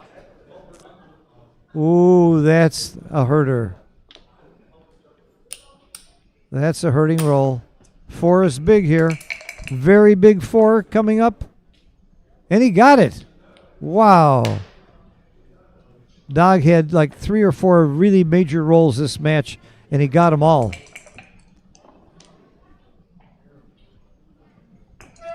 This is still anybody's game, by the way.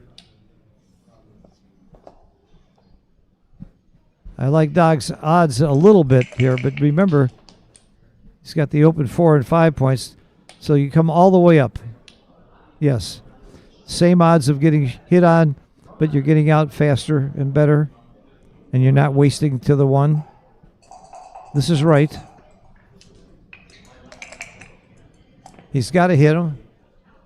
He's going to hit loose with the 5, bring a 4 down for a builder. Yes, that's it. Bring the 4 down. This is a huge roll here. Drum roll. This is it. This is very big for the match. Oh, he missed, but it's a good roll. He needs a 6. No. This is a huge turn of a sequence for Julian. A big plus sequence for Julian right there. Julian doesn't even need to hit him. He's got the game won in a race. Now, does he hit him? I'm not sure. Gammons don't matter. You're not going to win gammons anyway. I like this play. He's up so much in the race with the 3 checkers off. Players often instinctively hit. They shouldn't do anything instinctively in backgammon.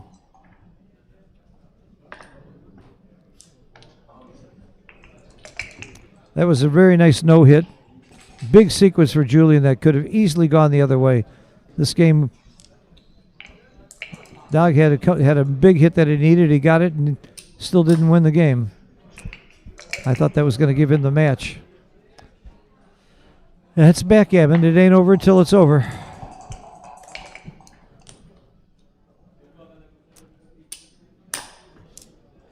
So what's going to happen is Julian will double on the first roll next game, and Dog will have a free drop.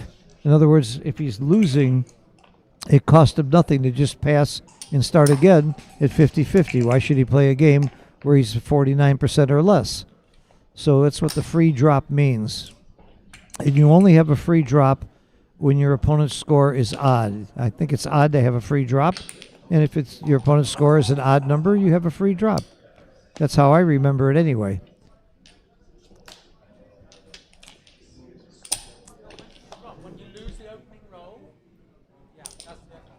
Well, you might lose the opening roll, but if your response is really good, then you take. You drop if you're less than 50%.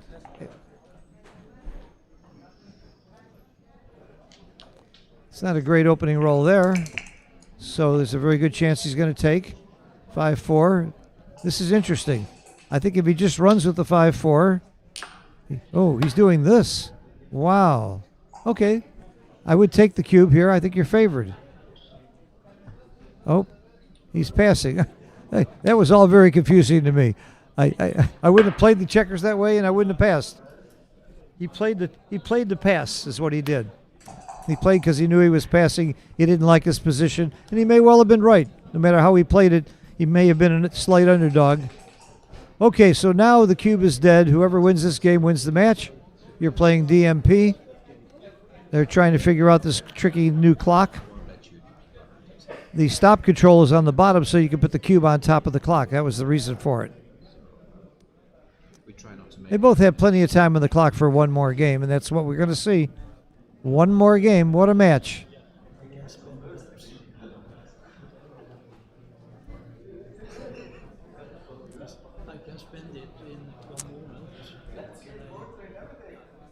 They're having a discussion, I think, about the clock. If it becomes a problem, we can ask them to.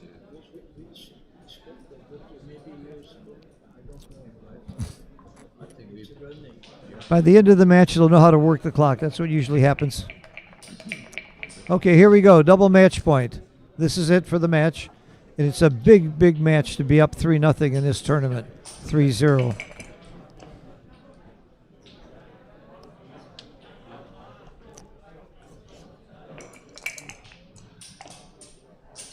Oh, terrific start.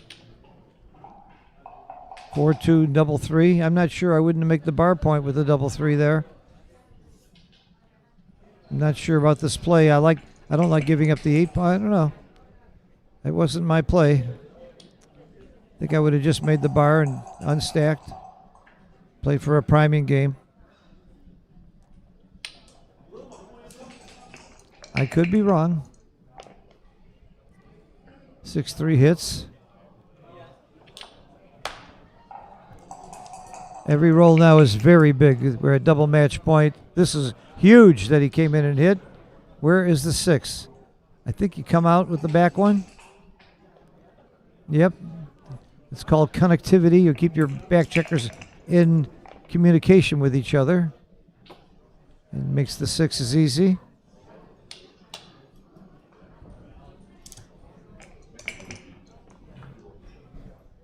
Five, 2. It's a nice roll. Where's the 2? Has to be down. No, I hated that. No, I would have played to the 11. I hate that stack. It's going to bite him later.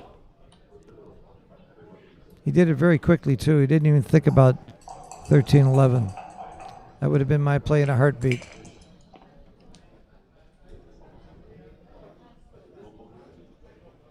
The lack of flexibility is already starting to bite him.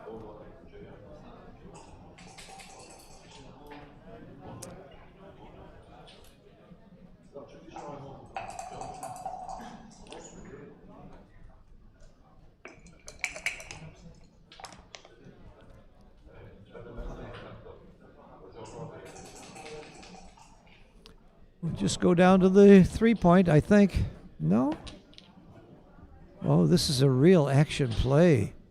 I like this play. This is creative. I'm not sure I would have seen that play, and I think it may be right. Uh-oh. Make the 2 point. Hit 2. Just make the 2 point. No, no, no, no. All the way make the 2 point. With one checker. Hits 2. It's just too beautiful to pass up.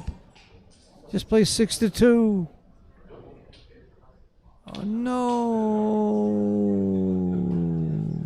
No. 6-2. Oh, please. Oh, I really like 6-2 there. Putting 2 checkers up, getting him out of my hair. Got to look at that one.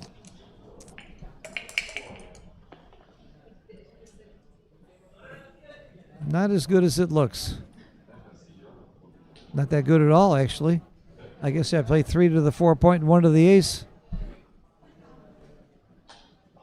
3 to the 4 point, 1 to the ace. What else are you going to do?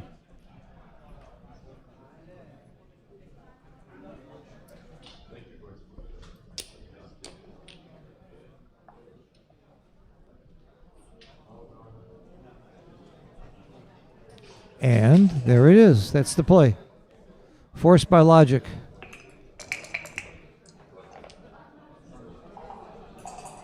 Double 4s. Yep, there's that 18 point. And then run the loose checker. Good play. This game could easily go either way now.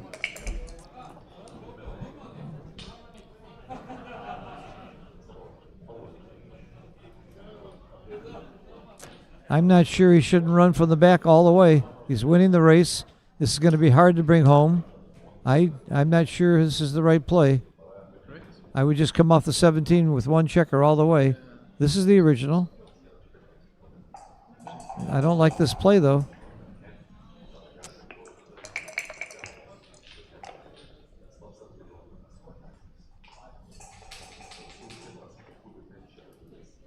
I go to the 6 point. Too many pick and passes, hitting covers. Okay, this is so tricky to bring home now. And this is why I like the other play. This play is, yeah, 6s and 1s, that's 24 numbers that hit. And 1s, 3s, and 4s cover. 1, 2 does not hit and cover, but he's still got a hit. Ooh, is this tricky? Oh, is this tricky? I don't know what I do here at double match point. I'm not sure I lift at all.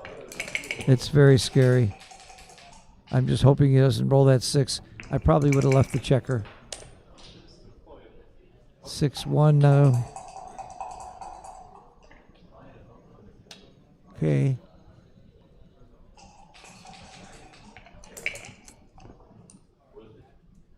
Comes in and out.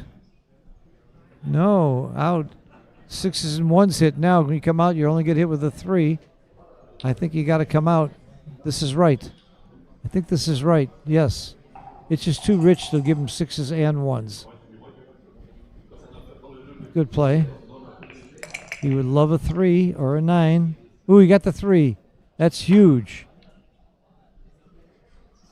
And he's going to play it big with those 2 blots out there. It might be right to play big. I would too. Those 2 blots in the inner board. I love this play. Now's the time to do it.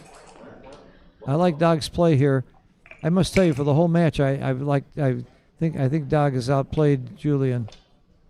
I could be wrong, but I really disagree with a few of Julian's plays in cube action.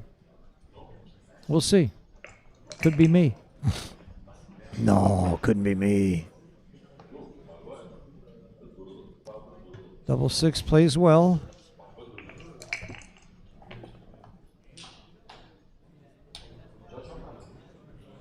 Double 6 and double 5 all play well. It's a nice position to be in.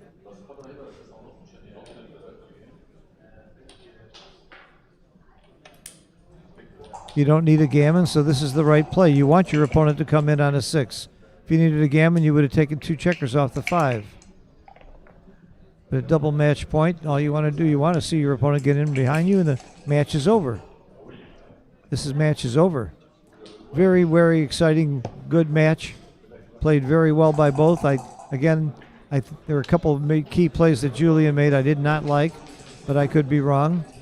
I really like Dog's approach to the game, and I see him as a very strong player, and rightfully he's undefeated. We will be back after dinner at 9 o'clock for our next match. In the meantime, you can switch over to the first channel, and you'll see Amira Shregi, who is one of my favorites in this tournament, is losing, and is about to lose the match maybe. We'll see you later. Thank you for watching, and appreciate any comments or suggestions. Bye-bye.